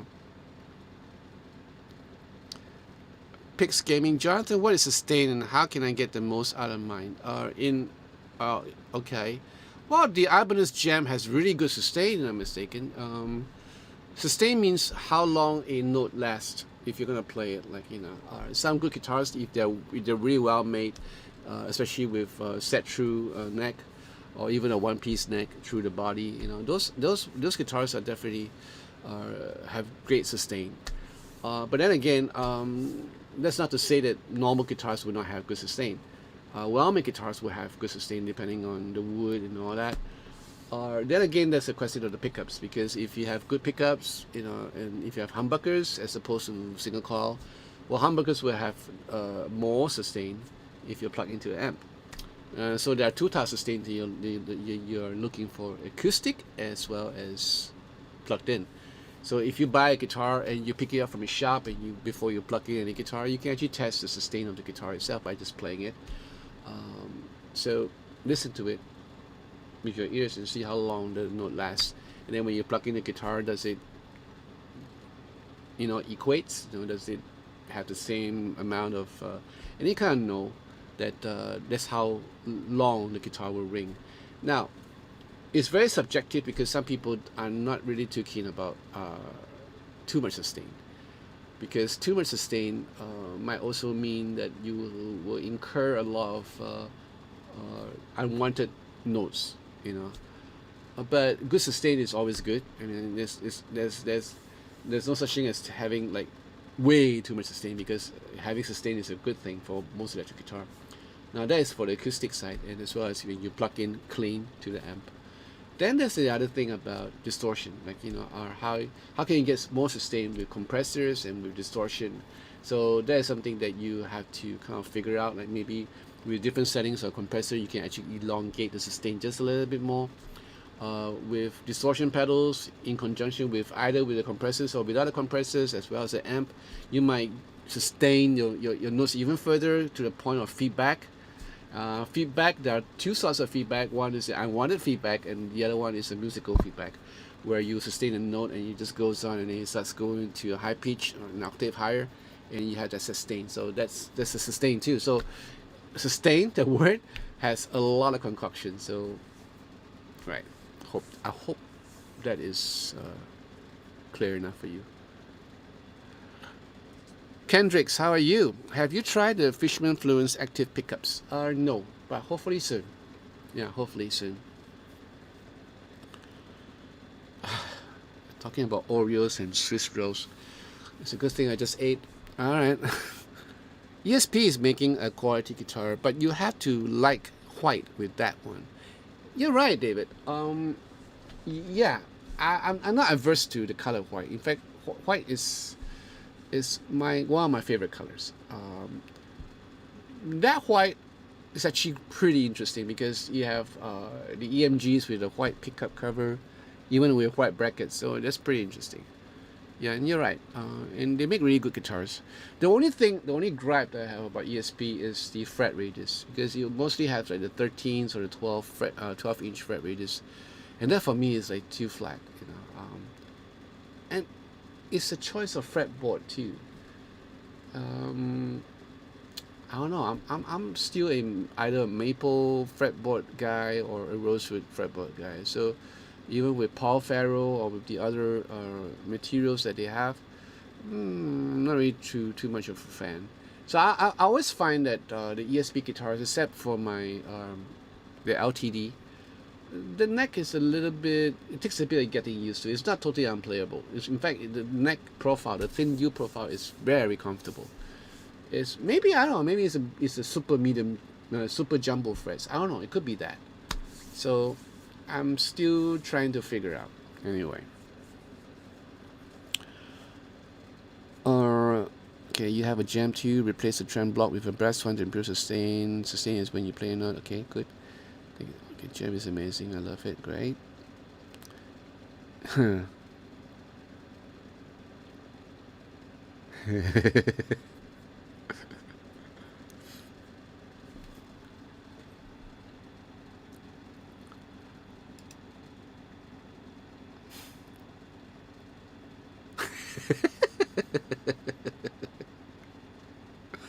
Yeah, your state is on the list, Virginia.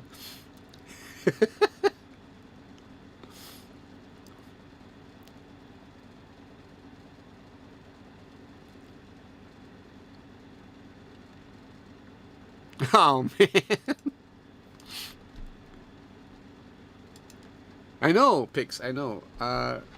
The problem is that I don't need another guitar. I'm actually looking at the PRA from Steve Vai from Ibanez.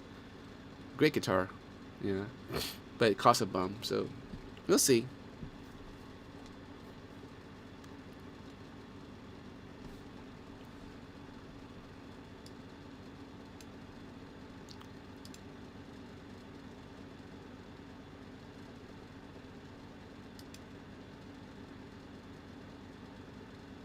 Thank you, Dave.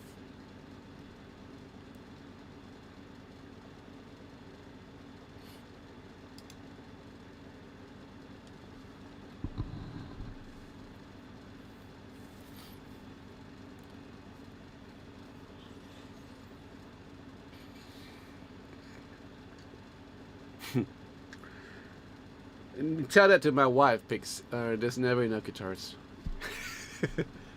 She will beg to differ.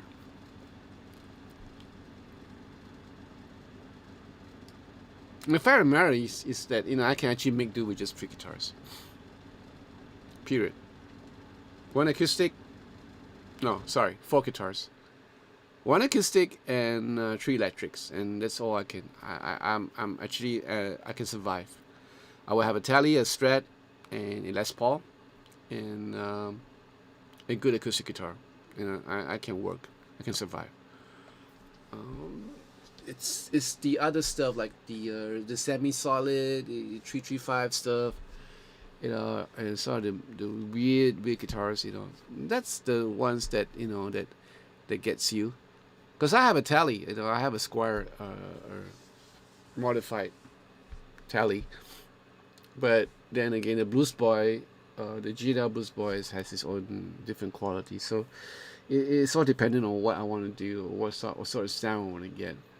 Like I was using that guitar with that Shut Up Train as a solo, because I was using it for the solo as well as for the electric guitar parts, which you guys probably would not hear too much of it because it's like I kind of like placed it strategically in one corner so that I would not have it disturbing the pedal steel guitar. So I love the tone of the GNL Blues Boy. So it's great for country music. Mm.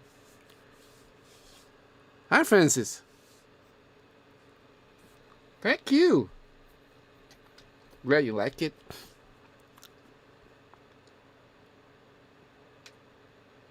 And you're right. Yes, and they all have a different distinct sound their own. Even the same make, the same make, the same company, same year, everything, but they just sound different. Yeah, it's kind of weird. How many guitars do I own? Too many.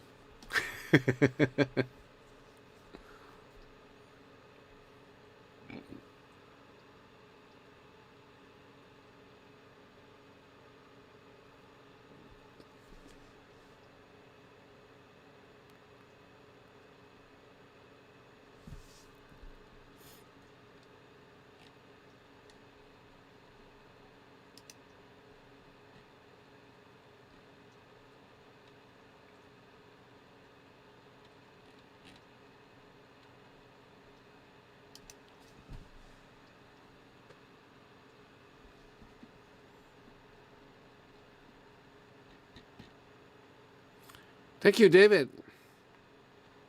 Thank you.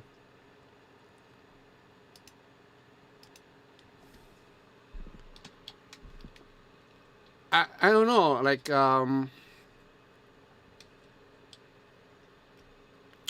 these guitars that I've been testing, they all have very good quality and very good workmanship. Like the ESP guitars, they have a tendency to use Seymour Duncans. I think they have a preference for Seymour Duncans. And mind you, the appointments of these ESP guitars are pretty good because they have like top rate stuff, like stainless steel, for example, stainless steel frets, bow nut, rocking tuners and all that. Yeah. But I'm actually looking for a guitar that was just different, like like it excites me, like what I felt when I was reviewing Schecter's Nick Johnson guitar, or even the John Page guitar. And there's one particular guitar that I kind of like, but I love to like it. I would love it to be perfect, but it's falling short. And that's one of the ESP guitars. The one with the walnut, the one with the set true neck. That was so nice. And I actually love it because it has a real nice sustain, real nice tone to it. But unfortunately, the fretboard radius is a bit too flat for me. So yeah, you can't have it all perfect. Once in a while, you get a perfect guitar that you go, oh man, this is a guitar for me, and you just buy it without even thinking about it. Yeah. What about you guys? Do you guys have the same dilemma as me? Like, you want a certain guitar to be what you want it to be, but you just falling short in some areas. Any of your guitar strings snap on stage still all the time? Well, it used to be all the time, Kendricks. When I was using 09s, I used to, or even 08s. I first started out with 08s. Can you imagine me playing 08s? I was snap string almost every two set, or sometimes even every set. And then I switched to 09. It stopped snapping a whole lot. So I probably snap like every other day, mostly on the B string or the D string, and sometimes the E string. And then when I started with the gauge 10, I stopped snapping strings unless I am just too lazy to change strings. If I'm playing regularly. And back then, when I started changing to 010 was because I was in the studio a lot. So I was like, basically I left the night scene and was just working full time as a sessionist, and that's where I changed the gauge to 010s. But when I was touring at that time, I was back to 09s, and I would still break strings, and it's a bummer. I hate breaking strings on stage.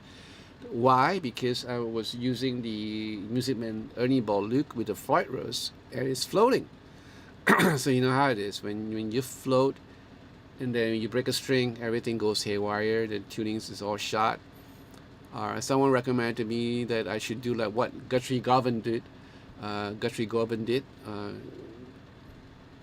Pull out the slide guitar. But you don't have time for that. So I've stuck to 0-10, so I've stopped breaking strings. You know.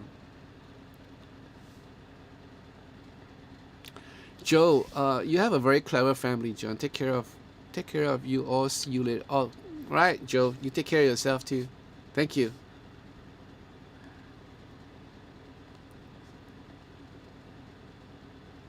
Yes, Todd. Like as I said, life. You know, it sucks. You know, it's like you out there doing your solo, you go, "Bang!" and then you go like, oh man, now you got to figure out how to get around that. It's horrible. And I once saw Steve Lukather broke his string on stage, and he was trying to find a way to get around it, and he couldn't because he's like me. His bridge was floated, so it's all terribly out of tune. He was trying to make do with something else, so a lot of sound effect. Mhm. I'm saving for the Ibanez Prestige model. It may take me a year or two, but I will get it and maybe a PRS when I'm older. Okay, Pigs. Good for you. Hi, Cole. How are you? What? A BB King changed the string while playing. I actually did that. Actually, when I was like playing in the night, I was breaking so much strings. I, I, I used to have like another E string coiled up because I was breaking a lot of E string. And it took me like a minute and a half, I guess. A minute and a half to change the string. Yeah. So I have the tools, everything ready. So when I break the string and just unlock. And this is with a fret rose. And uncoil the string, pull it through, and I had it down to almost about a minute and a half, close to 2 minutes. Yeah. So that was bad. I don't need that sort of stress nowadays.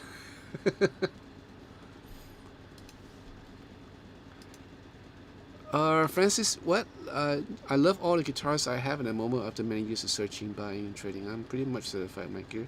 Like everyone else, there is always room for just one more. Yeah. Just one more. Just one more. Like, that movie. Just one more, Lord. Let me just get one more. that's the that's like the hook line for us guitarists. You know which one I'm talking about? What's that war movie? What is it called? What hill? You guys know what I'm talking about. Help me out here. This Second World War movie in a Japanese occupied island, and this guy plays a conscientious objector, and he goes like and he was a medic, so he was saving all the soldiers. And he goes like, one more, just one more, Lord. So that's something you should tell the Lord. Just one more guitar, Lord.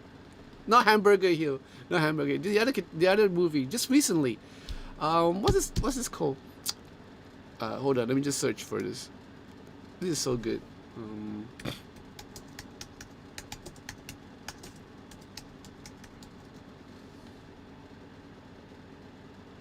Hacksaw Ridge. You're the man, CC. Yeah, Hacksaw Ridge. Just one more, Lord. You can say that. Just one more, Lord. One more guitar, Lord. Hi, Frank.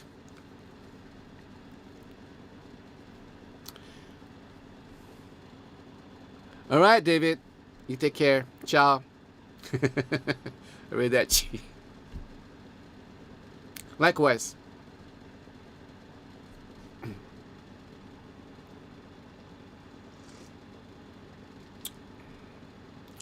No sugar, huh? Coffee. What the heck?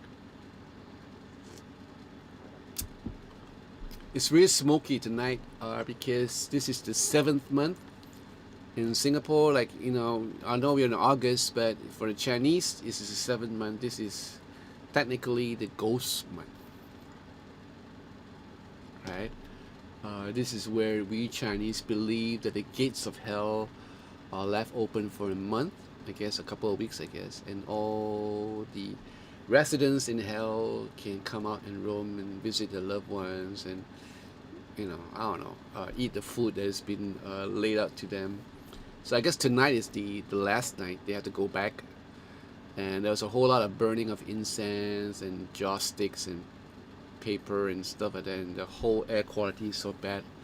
I'm having like a bit of a cough right now because I was out in the hall watching TV.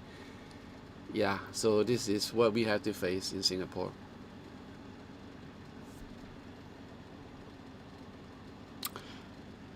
Pascal, I had a few years ago a Takamine stereo. Oh, nice. Oh, why do you sell it? Okay, never mind. I won't ask you. Who sang the song "No Sugar Tonight in My Coffee, No Sugar Tonight in My Tea"? I know, I forgot. All right, CC, you take care. 你保重哦.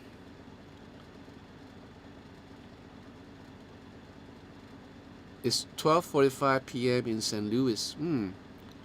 Great. Squeeze?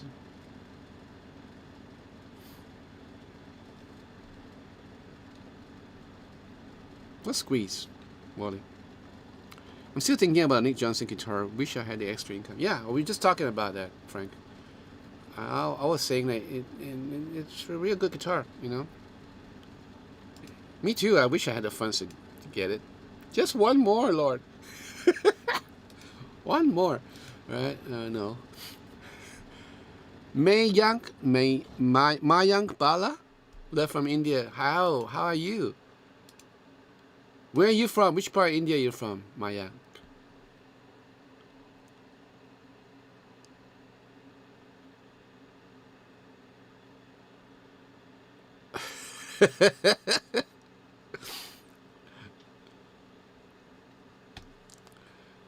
Kendricks, your recent two cover songs, you were using the Blues Boy. Just want to ask, what was the sound you liked from the Blues Boy? Well, for one thing, I really love the humbucker, the sound of humbucker in the neck position, and then the MFD at the bridge. That just sound all right to me. It just sound great. Whether I'm having as a either I'm using the last pickup, the bridge pickup as a lead sound, whether distorted or not or clean, it just sounds great. But the thing about the overall thing about this Blues Boy is the way it plays, the way it, it feels in my hands. You know, it's just something that, yeah, that keeps me going back to it because it's the way it sounds, the way it plays. You know. From Mumbai, good to know. Welcome. The squeezed it black coffee in bed. Okay, the song is called "No Sugar Tonight" by the Guess Who. Okay. Hands down, what is my favorite guitar? From Cole. I think I answered this, and every time I answer, it's like a different guitar. I would say it's a cross between four guitars. My 50 traditional Fender Japan Strat, my Comanche, my ASAP Blues Boy, or my Ernie Ball Luke. Yeah, it's a cross between these four. So I could just choose any of these four and it will work.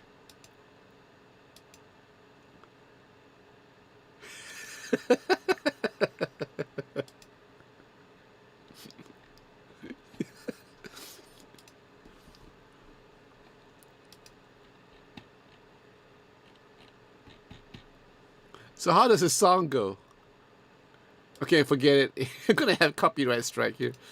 This is I'll do a search later on.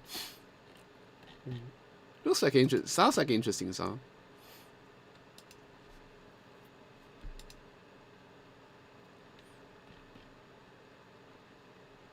Mayank Bala, do you play in a band in Mumbai? Are you in a band or what do you do? Martin, I just listened to you show train. You loved it. Yeah, Jack, I believe so. We'll wait and see. Yeah, thank you, Martin. I had a good time doing that. It was well, basically it was kind of like a waiting game because after I did the scan the mock arrangement of it, and I could always take the original route, which is really bland, like just guitars and vocal harmonies, drum and bass, and that would be easy, for me.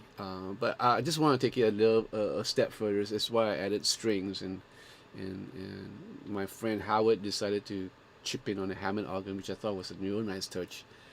But I was hearing pedal steel guitar, as I was hearing that song.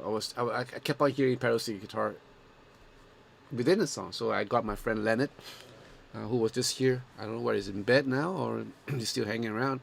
So I got him to play the pedal steel guitar, which was like, whoa, it just made a whole lot of difference. Yeah, I'm glad you like it. Yeah. Okay, so you play in church. Cool. So do you have teachers there in Mumbai, or how do you learn how to play guitar? Avant-garde, you love pedal steel. Yeah, me too. And I was talking to Leonard, and he was saying it was really complicated. It's like flying a helicopter. Good. Whoa, okay. My, two hands. I'm okay with these pedals and stuff like that. But you had to use a finger pick, and a thumb pick, and then you had to juggle with three pedals because every pedal uh, uh, has certain areas, right? So when you're depressing the pedal, it goes up, a tone or two. I don't know, depending. So quite interesting and quite challenging. So I don't know, maybe when I'm 62, I guess, or 61, or maybe, I don't know, maybe I'm 62 years old, probably buy one as a birthday gift and try to learn it. I don't think it's gonna be easy, but it's worth a try. No, you could buy one from Toman. They actually sell it. But those are the lower quality ones. But I believe Toman has the higher quality ones too, if I'm not mistaken. And those are not cheap. Yeah, they're pretty expensive. T. Jackson, hey John, do you like the Fly Rig version too? Yes, I do like it. I'm planning to sell mine. Too bad you're not from Singapore. If you're in Singapore, you can probably get it from me. But I'm trying to sell mine because I decided to use my Helix now when I play in church. Yep. Nice Sparrow sticker. Does he play Rusty Young or Poco? Does he like? I guess so. I mean, he he was telling me how he started out with pedal steel guitar because he was like forced on him because um, his yeah, go ahead, Todd, knock yourself out. Anyway, yeah, he was telling me about how he was forced to play the pedal steel guitar, uh, and he had to pick it up within a month or so, and well, he got it, and he loved it. So I don't know whether he listens to Rusty Young, because I love Rusty Young or Poco, fine band. And Bernie Leadon, Bernie Leadon plays great steel, and so does Don Felder. But I guess Don Felder is not primarily a pedal steel guitar, but he doubles in some. And yeah, there is a great pedal steel guitar in Singapore called Michael Pun, and he plays a mean pedal steel guitar. But I do not know him personally. So Leonard was so nice to that he offered to introduce me to him. But I was thinking of like working with Leonard because I used to work with Leonard on pedal steel guitar years ago, like decades ago. When I was producing albums, I would get him to like play pedal steel guitar a session for me, and he would always be spot on, doing the things that I want him to do and being very professional and very patient. Yeah. Anyway, Blues Valero. Yeah, I'm doing good. How are you doing? Pascal, what's your question? Do you think the sound would be good if I put my Zoom G5N in the effects loop of my... No, would it? No, you shouldn't put that in your... Why would you want to do it unless you don't like the amp, the sound of your amp? I know that the G5N has amp simulator too, so if you want to do that, that's one way to do it. I know. I normally I would do that if like if I I used to own a Line 6 X3. It's like a Helix, right? The older version. And I was in Italy, and I played through the amps that they have in church. So I would plug it into the effects loop because I don't want to use the amp sound. I just wanted to hear, what what I'm playing. That's about it. So I'm not dependent on the amp sound because part of the signal is channeled out to the main house, and part of the signal is channeled to the amp so that I can monitor. So if that's the case, it's fine. But if you're gonna use the amp, then I would rather you bypass the amp if you have the means to and get a floor monitor or a FR flat response monitor. So that would make better sense than having an amp. Um, Well, you have a lap steel, like a lot. It wasn't really hard to get on to. A lot simpler than pedal steel. Yeah, yeah. Lap steel is easier, way easier. And you know, if you get guys like, oh, what's that guy called? David Lindley. He plays a mean lap steel. You know, David Lindley. In case you guys haven't heard of him, he plays a whole lot of lap steel on Jackson Brown's album, and fabulous, great player. And there's another great lap steel guitar player. I forget his name. What's his name? Anyway, yeah, that's maybe something that I can get into. Hi, Scooter. Are you done?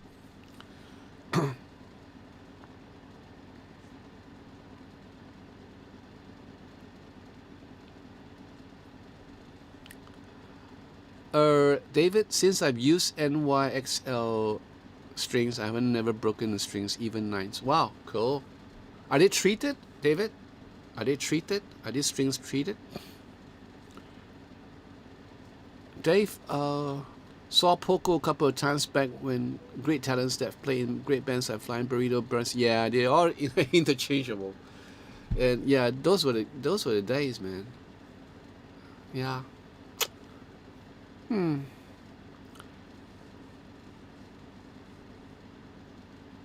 Like Mike HD, what's that bump on your face that keeps moving around?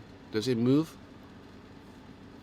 No, it's there. It's called a, what is it called? There's a name for it. It's just fatty deposit.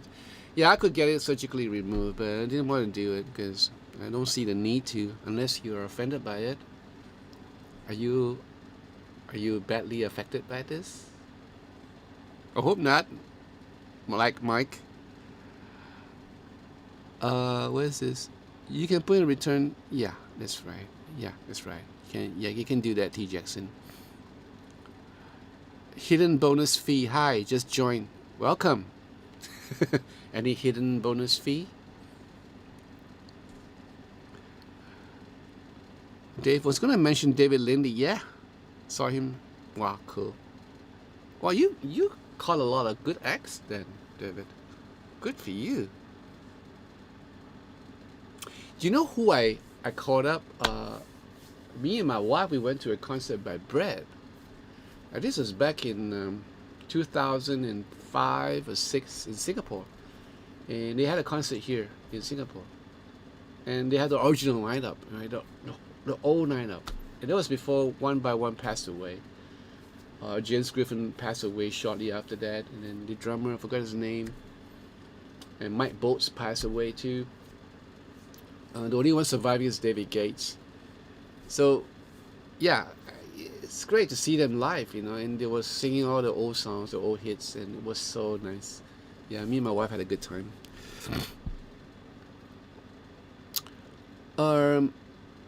Todd, John, did she finally get to pick out, or did you come to the rescue? She finally got it picked out. Silly girl. Yeah. She can Sarah can be really funny at times. You know, when she was young, you know, we believe that she has the force in her because we would go down to 7-Eleven, right? And she was like maybe about six or seven, and she's so impressionable of her older sister because whatever Kelly does, she would try to follow.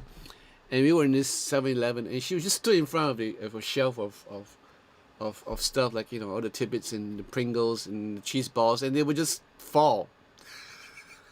They would just topple from the shelf without her touching. And it's like, if you go like, wherever she goes, there's gonna be stuff like this happening. Things falling, the cans will fall. I love her so much. She's so quirky, and yeah, but it wasn't always like that, you know. I mean, she had She had her ups and downs. Like, you probably some of you guys probably read the article that she wrote a couple of years back about how she had to cope, with the anger issues and whatever she has with me. So she's great.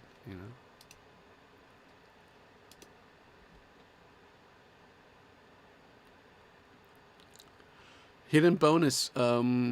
Do I prefer mahogany or spruce top guitars? I prefer, well, you know what? After playing all these Martin guitars and the other guitars, I actually do not mind mahogany, all mahogany guitars, because I think they sounded great. They have their own distinct sound to it, and it's warm, it's nice. A lot of people have the misconception that mahogany guitars sounded dull. They don't. I like spruce top because spruce top has its own characteristics to it, and for me, I prefer rosewood. I prefer rosewood back. I just thought that it sounded right, with the right combination with the rosewood and the spruce top. Some of you may have different ideas. Spruce top and mahogany works too, but for me, the rosewood, yeah, it just sounds different. Someone mentioned Grand Funk Railroad. We're an American band. We're an American band. Oh, I'm gonna get copyright strike. Okay, let's not go there.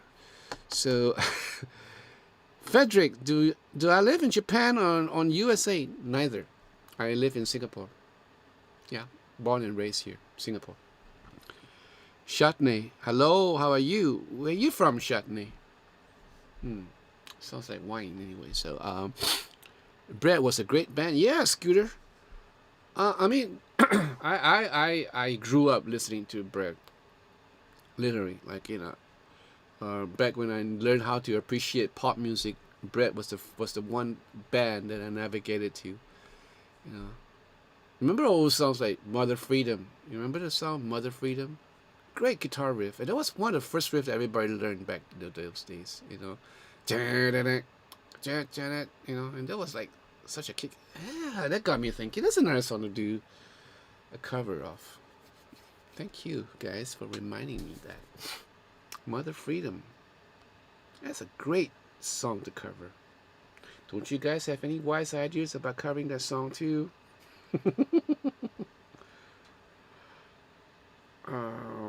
Mother Freedom. Right, cool. Then another song. Grand Funk Railroad, yeah. Hi, Brian's guitar. Yeah. Good evening. Brett, that's an oldie band from the 70s. Yeah, I'm an oldie, in case you haven't noticed.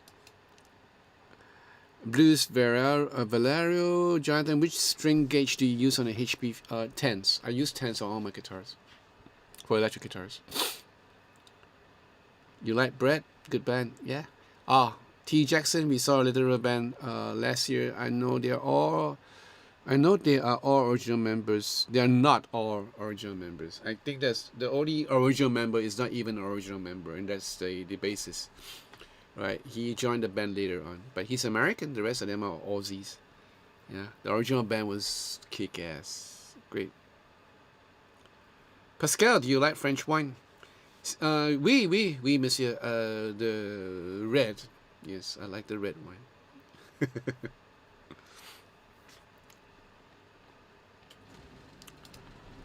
wine. GFR. Yeah, Grand Funk Railroad. Cheese ball downpours. That's interesting. Now that you mention, I kind of miss cheese balls. Okay, I'm going to the supermarket next morning. I'm gonna get me some cheese balls.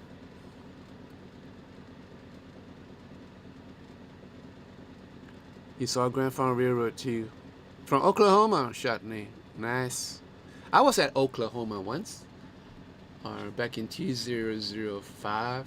I was in Oklahoma and en route to Tulsa. Yeah. Good Lord. All I see is sky, field, cows, a whole lot of cows. A whole lot of green. Big country. Yeah, I'm envious. I'm really envious. But then when the tornado comes, yeah, I'm glad to be in Singapore. Yeah, you get all sorts of stuff Dave, you're hitting 70 right now. Sure.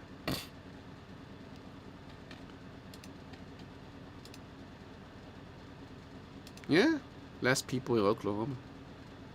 Oh, oh, what a beautiful morning. I love that song. What's that? I'm gonna just hum the tune because I can't for the life of me remember the lyrics. Dun, dun, dun, dun, dun, dun, dun, dun, dun. Dun, dun, dun, dun, dun, dun, dun, dun, dun. Dun, dun, dun, dun, dun, dun, dun, dun, dun, dun, dun, dun, dun. I love that song so much. You live in the mountains. Wow. Cool. Yeah, Oklahoma. Great. Great musical. See, that's what I'm talking about. I listen to all sorts of music. I listen to musicals. I love Body High from South Pacific. I love Oklahoma. What's the other one? West End Story. West End. Yeah, West Side Story. Yeah,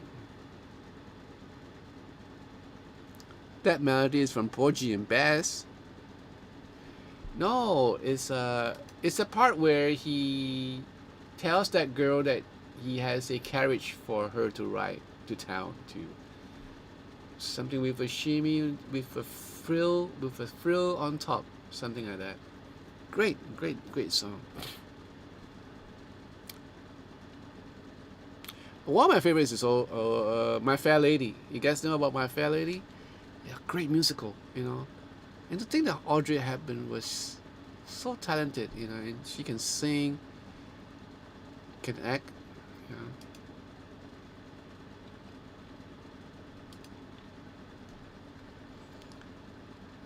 Right, so we don't want to be a couple of old farts here reminiscing about things that are past.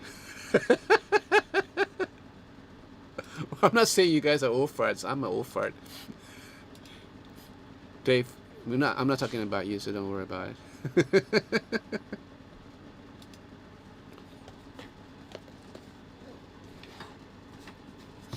Oh, good lordy.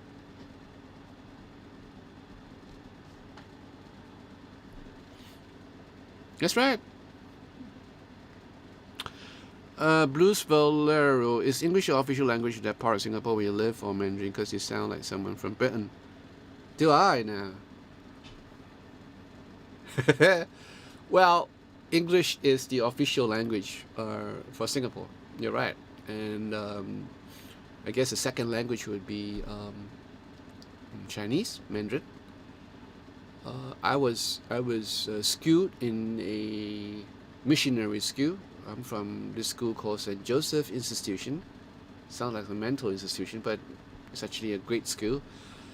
And yes, we were formerly a British colony, just like the US of A, right? Way back then. So we were skewed, our school system is primarily the British education system. So we had the GCE levels and stuff like that. We don't have what you guys have in the States where you have grade and all that, high school.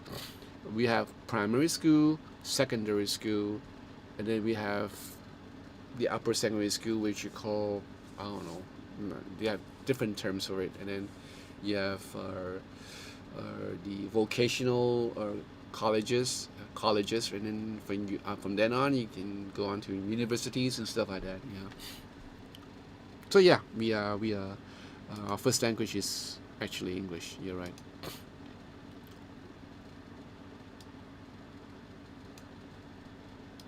Yes, a Christian missionary school is basically it's a Catholic missionary school.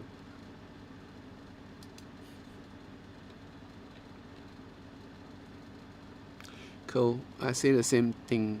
School. You do? Mm-hmm.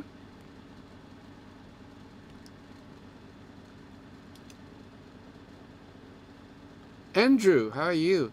Do you have to check beforehand or whether a cover is going to get blocked or demonetized? Well, the fact of the matter is that when you upload your video, as you're uploading, they're really fast. This algorithms and bots that they have, they'll straight away I'll have an email saying that this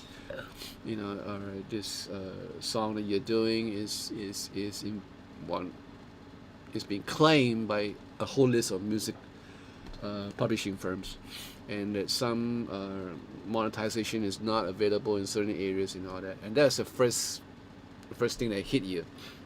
And then after that, when they realize that you're doing a cover, and then they'll kind of like revise it and say that you're sharing royalties, you're sharing uh, the revenue. So it's like crazy. So it's not really conducive to do a cover that is too close to the original, because they will just kind of like recognize it as an original, and there's no monetization whatsoever. But for me, it don't really matter, because when I do covers, basically because of the fun of it and not to monetize. Although it will help, but it's not a whole lot of money anyway. So you will be informed as you upload your video, as you get processed in the SD and the HD format. The algorithms will kick in, and you'll probably get an email right after.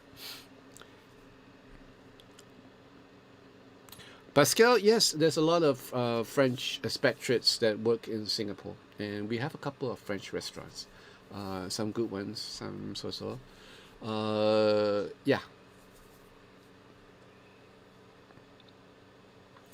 What are your top electric guitar from my top electric guitars? My top three electric guitars. I just said it. I gave you four. So my top three will be my Comanche, my blues, no, my early ball Music Man Luke, and I guess my Blues Boy, my GNL Blues Boy. So these are the top three. No, they're not treated ones, but last a long time. Well, okay. Interesting. But David, do they cost a lot? Because they sound like they cost a lot. Dave, I saw several musicals back then, like My Fair Lady, South Pacific, West Side Story. In 1959, I could play most of the West Side Story on piano on my sister's sheet music, then went to guitar. Cool. Nice. Chutney, they made a lot of electronics in Singapore, I guess. They used to. All the factories have kind of like migrated to China right now. We used to have lots of factories in Singapore doing electronic parts, and even hard disk, like the Seagate hard disk, the what's that? Western what? WD Western Drive. Anyway, was it called Western Drive? I just remember it's called WD drives. Anyway, these are all like made. They were all made in Singapore, but now a lot of them have shifted out to China and to Malaysia, as well as Vietnam. So yeah. I love the Linda Ronstadt cover you all put out. A couple. Hi, Freddie. Yes, Western Digital.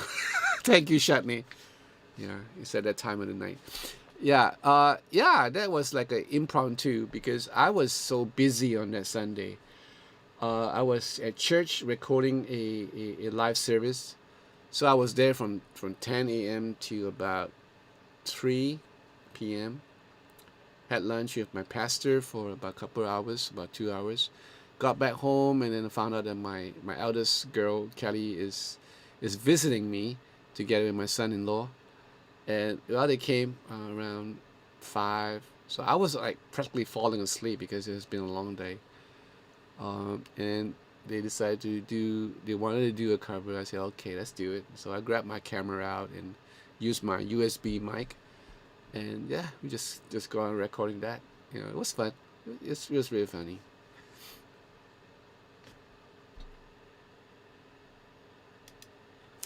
It's really hard to do a Linda Ronstadt cover because no one can sing like her, and I haven't in my heart to attempt one, because No one sings like Linda Ronstadt. I was so tempted to do Tumbling Dice. You know the song, the old Rolling Stone song that Linda Ronstadt covered. Uh, that was such a nice song with Waddy Wachtel on guitar, and yeah, it's great.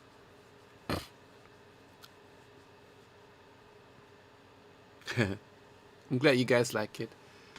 I guess doing all these covers, one of the main objective is to bring joy to guys who are watching it, right? Because it brought us so much joy because we did it, and it was just pure joy because you can see in our faces. And Callie, my eldest, well, she has this tendency to make me laugh, and not just me, Sarah and the rest of us. She's funny. She's so animated. So we miss her around the house because she's moved out since she's married. So it's always good to have her come around and do stuff like that. And Sarah, Sarah is working, but like I said, she's quirky, but she's fun too. And I have great kids, I know. Anyway, David, what you said? My next dream is to replace my old Yamaha acoustic with the Martin S. All right. Yeah. I kind of like that because I was telling the guys in cinema that I'll probably get one of those when I start to work, because there's no work, so there's no money coming in, so yeah, it doesn't really make sense to get one right now. Well, uh, I still use hard drive Western Digital Velociraptor, still pretty fast, cheap. Buy on eBay, works good. Be careful of what you buy on eBay because some of them are not original drives. What's this? Well, it's a pimple. Good lord, at the age of 59, I'm having pimples. Anyway, Love Has No Pride is a favorite Linda Ronstadt song. Bonnie Raitt does a lovely version of it as well. I love Bonnie Raitt. Oh, I love her music. I love her voice. Crazy. I would say to you that you have a beautiful family, and songs you've done with are very. Merci beaucoup. Merci beaucoup. Thank you so much. Thank you, Freddie. Yeah. Well, it's a blessing from God. To tell you the truth, me and Dora, my wife, when we got married, we didn't know what was going on because I have little to none to little to no savings at all when we decided to get married. To start a family, that was like wow, something else. And I was just starting out my career in the studio, and was just starting out doing sessions. I gave up a lucrative job, a night job in the clubs, and I had to start saving money. I was staying with my mom and my sis, but Dora couldn't get along with, or rather my sis couldn't get along with her, and there was a whole lot of trouble. So we decided to move out, and the thought of moving out and buying a house is like, whoa, it's so intimidating to me. But we managed to find a house, and I got the longest loan possible because I couldn't afford to pay everything in one shot. So to make a complete payment, so I had to pay in years. But it was really very nominal. You can still survive. And I took the advice of my father, who told me that the one thing that you need to start a family is a roof over your head. If you can afford to have a roof over your head, then you are doing well. You're doing fine, because the rest will come. As long as you can afford a place to stay, a place to rest your head, and a place to raise your family, then you're all right. So that I took the advice of my old man. So I bought my first flat, which is this flat. I've been staying here for 30 odd years, right? And it was hard because it was just a blank place, blank space. It's a resale flat, that's why I got it pretty cheap, but still not that cheap. I paid like 50 over grand, 55, 56,000 Singapore dollars back then. That was back in 1990, 91, and it costs like a whole lot more these days. But in any case, we had to furnish the house. So I remember the first night here with Dora, who was carrying Kelly in the tummy. She was like 6 months pregnant, and all we had in this house was a little sofa and a little lamp, a light bulb. Those are good memories, and we spent the night here, hugging each other to sleep. Excited and yet apprehensive about what is to come. And as the weeks went by, the months went by, there were a couple of relatives or uncles who are well-to-do, who are so generous that they bless us with an air conditioning unit. At least Dora can sleep in comfort. And then the bed came, and then the sofa came, the TV set. Yeah, I mean, we just kind of slowly built up this family. And when Kelly was born, it was like, whoa. I'm sure some of you guys will probably know, right? How it is having a kid, and knowing the fact that this kid is going to make you, wow, the expenses is going to go up, right? So I was like working day and night in the studio. I was doing all sorts of stuff. I was like playing guitar, singing backup vocals, doing engineering, dabble in some arrangements just to get income, but at the same time loving it. I was under no stress. I was loving what I was doing. And Dora, I was so surprised that about this girl. When I first met her, I never thought that she would be a great mother, let alone a great wife. And she surprised the heck out of me. She's a great mother and an even greater wife. And she took everything in her stride. There were days. There were days when I don't come home. Like I would sleep overnight in the studio because it was an overnight session. And she make do. She kept the house clean, comfortable. She cooks, look after Callie when she was born. That was great. Those were great years, And later on, after a year or so, or 2 years, found that as Kelly was growing up, started walking, talking, and felt that she was alone, lonely. So we decided to have another one. So that's where Sarah came along. Yeah, and then everything went to high water because when both of them were like when when they were like 5 or 6, 7 years old, oh man, it was chaos. But I enjoy every minute of it. And back then, as I was mentioning a lot of times that I missed a whole chunk of the childhood because I was traveling a lot overseas. So that's how we cope. Yeah, I know some of you guys will understand what I'm talking about. That's the life of a musician. So music is everything to me. But I can tell you that the family is everything to me too.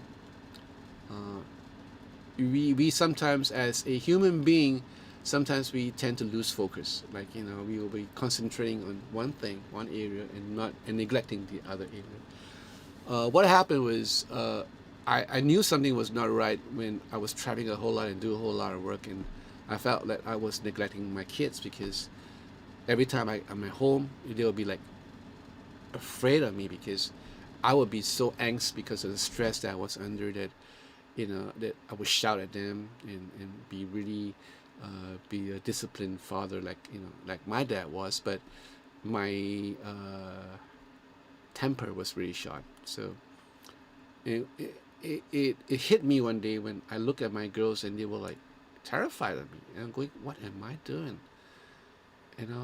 Why am I putting fear in my girl's heart? Why am I putting fear in Sarah's heart or in Kelly's heart? And that's why I kind of like rise up to the fact that maybe I'm just a bit too harsh on them. And well, as it have it, God has a perfect plan because then I had my depression and everything, and then I became a Christian, and then in the year 2000, the whole market crashed. There was this MP3 thing that I was telling you about, from Napster. The whole recording industry crashed, and that's where I stopped traveling for the longest time. I was forced to stay at home, and I was forced to face up to the fact that my kids need a father, and I became a great father. I hope. I decided to spend a lot more time with my kids, and yeah, that's how it has been. And Dora was there beside me all the time, you know. And then my son came along in year 2000, and it's like, yeah, I just see it as God's grace for everything that we went through as a family. The fact that Luke was diagnosed as autistic at the age of 7. All the challenges that we're gonna face from there, the bullying that he had to endure, and then the kids, the girls, how they went from cheeky little 7-year-old and 9-year-old to teenagers, and then you have all this rebellious streak and all sorts of stuff and the stuff that they get into. And then there's a BGR thing, boy girl relationship, and a lot of heartaches, a lot of shouting, lots of reprimanding, lots of standing my ground. And that's how it was. So the journey of being a father, right? The journey of a father is something else. I never knew it was that hard until I went through it. But again, God's grace, because I never felt that it was really hard. I always felt that I could have done better. I always felt that I could be a better father, that I could approach things differently, in a better way. Yeah. Yes, Scooter, we are imperfect. I know that. Yeah. Well, some of you guys are still young. Some of you guys may plan to get married soon. Jack, I'm talking about you. So, some of you guys have been through what I went through. So, yeah. You made such a rewarding life in music, John. Thanks so much for sharing us. Your channel is a treasure. Guys, join his Patreon if able to. Thank you, Dave. Yeah, Jack. You need a mate. You know what I think? I think, Jack, you'll make a great father. I just see that in you. I just feel that in you. Don't mind me if I say that in front of everybody here, but I think you'll make a great dad. You think so, Jack? No pressure, though.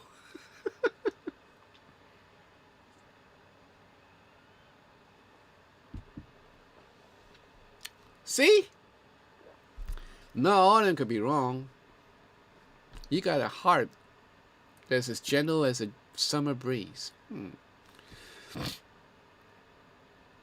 Pascal, you're 54. Well, you'll find one soon, Jack.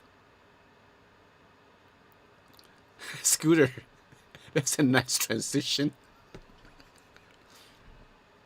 Yeah, the resin guitar. The resin guitar is nice. It's beautiful.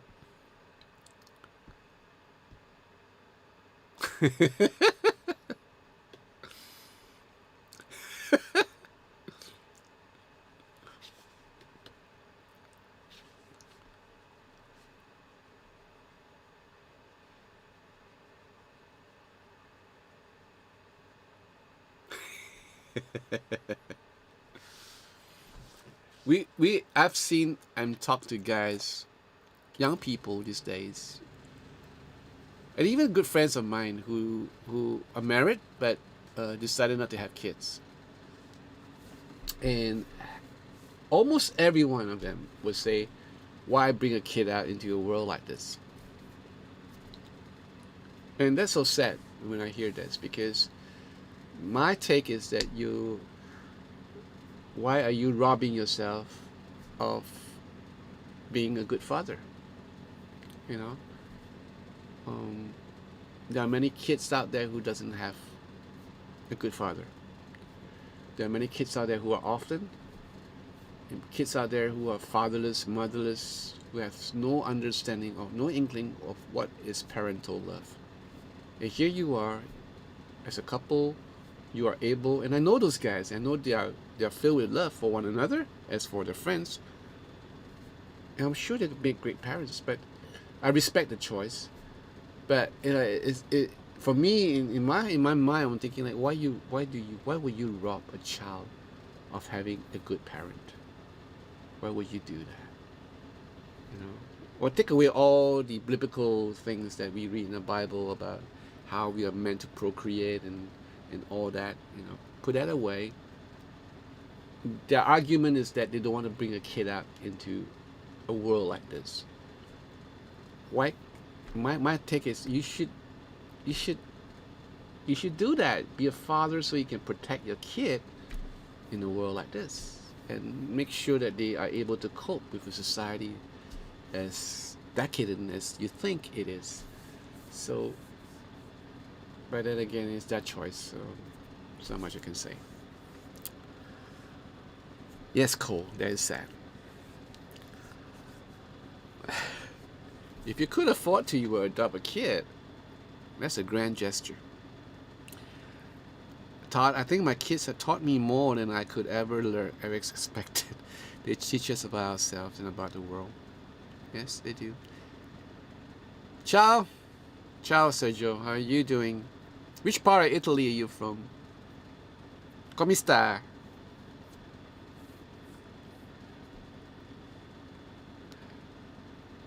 You know, kids, they will test us.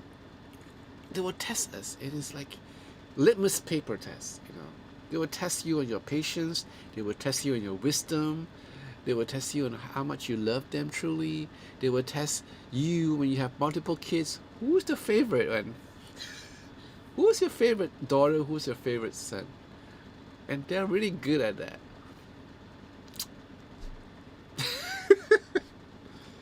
Well, that's children for you.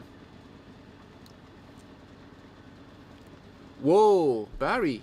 Nice. South of Italy. Never been there though. How's the situation there, Sergio?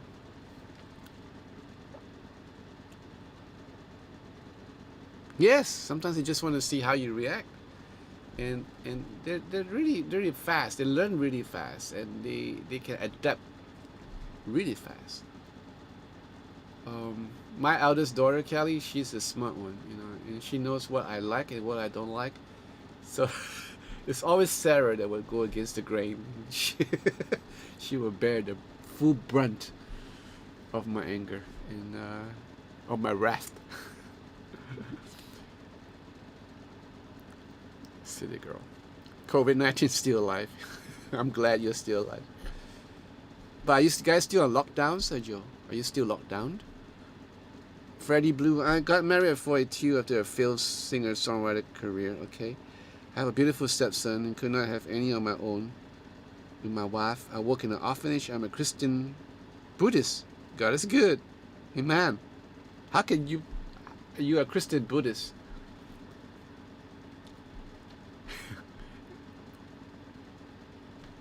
Awesome. That's all I can say. Yeah, great. David, you're still at... Okay. Yes, NYXLs last longer, maybe a third longer, but cost double. Okay. Advantages, sounds great. I say better, can break them, and change less often. Okay. Cool, that's the one I get the most. But I tell them I treasure and love you all the same. And if I spend more time with one than the other, it's because the one needed me most. Well, that's a nice diplomatical answer. That's a great answer. I should learn from you, Cole. You know what I do to my kids, especially Sarah when she asks me, so is Kelly your favorite, Daddy? I say, yeah, she's my favorite. And you want to know why? And she go like, why? Because she was the first one. She's the first one of out of all three of you, and I love all you three just as much as I love Kelly. All you two just as much as I love Kelly. But I will favor Kelly because she's the first one that came out, right? So can you blame me? That's why that's how I talk to Sarah, and she go like, no, but then it's not fair. I say, what's that's not fair? You have my looks. The guitars is gonna belong to you. All the guitars that I have in this room is gonna go down to you. So what is not fair? You know?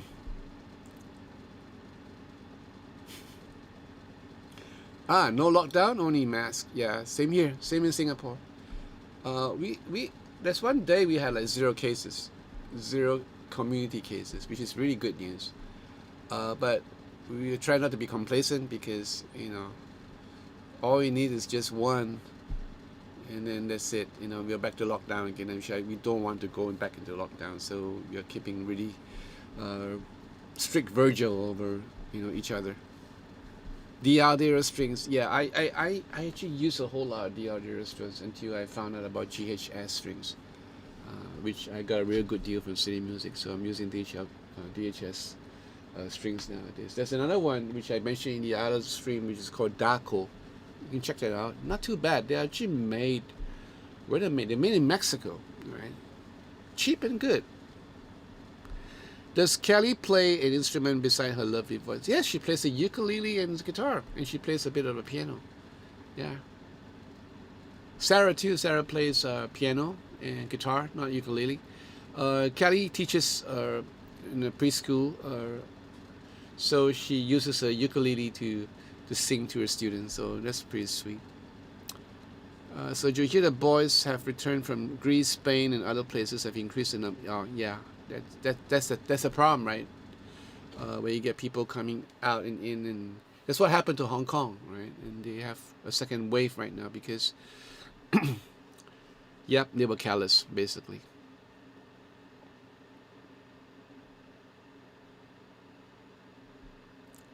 I just put the XT strings on a few of my guitars to sound great.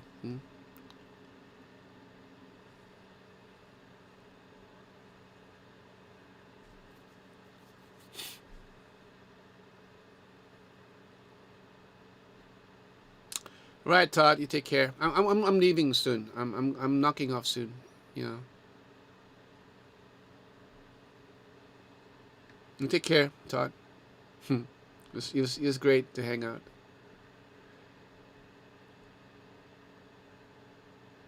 Right, guys. You got any more questions? If not, I'm gonna call it night, and I'm gonna sleep.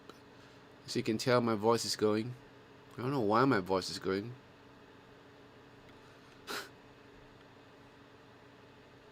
Yeah, we're talking about great things actually. We're talking about family.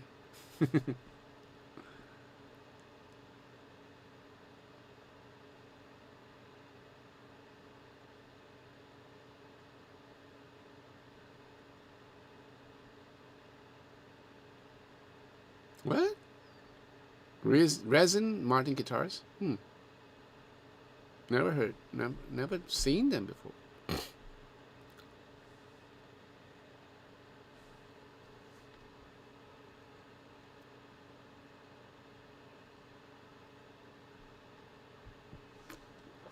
Thank you, Cole. You have a good night. You have a good day too.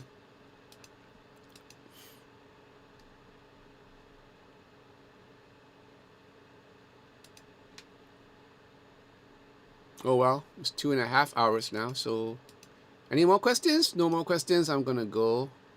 I'm gonna call it night. Head on to bed.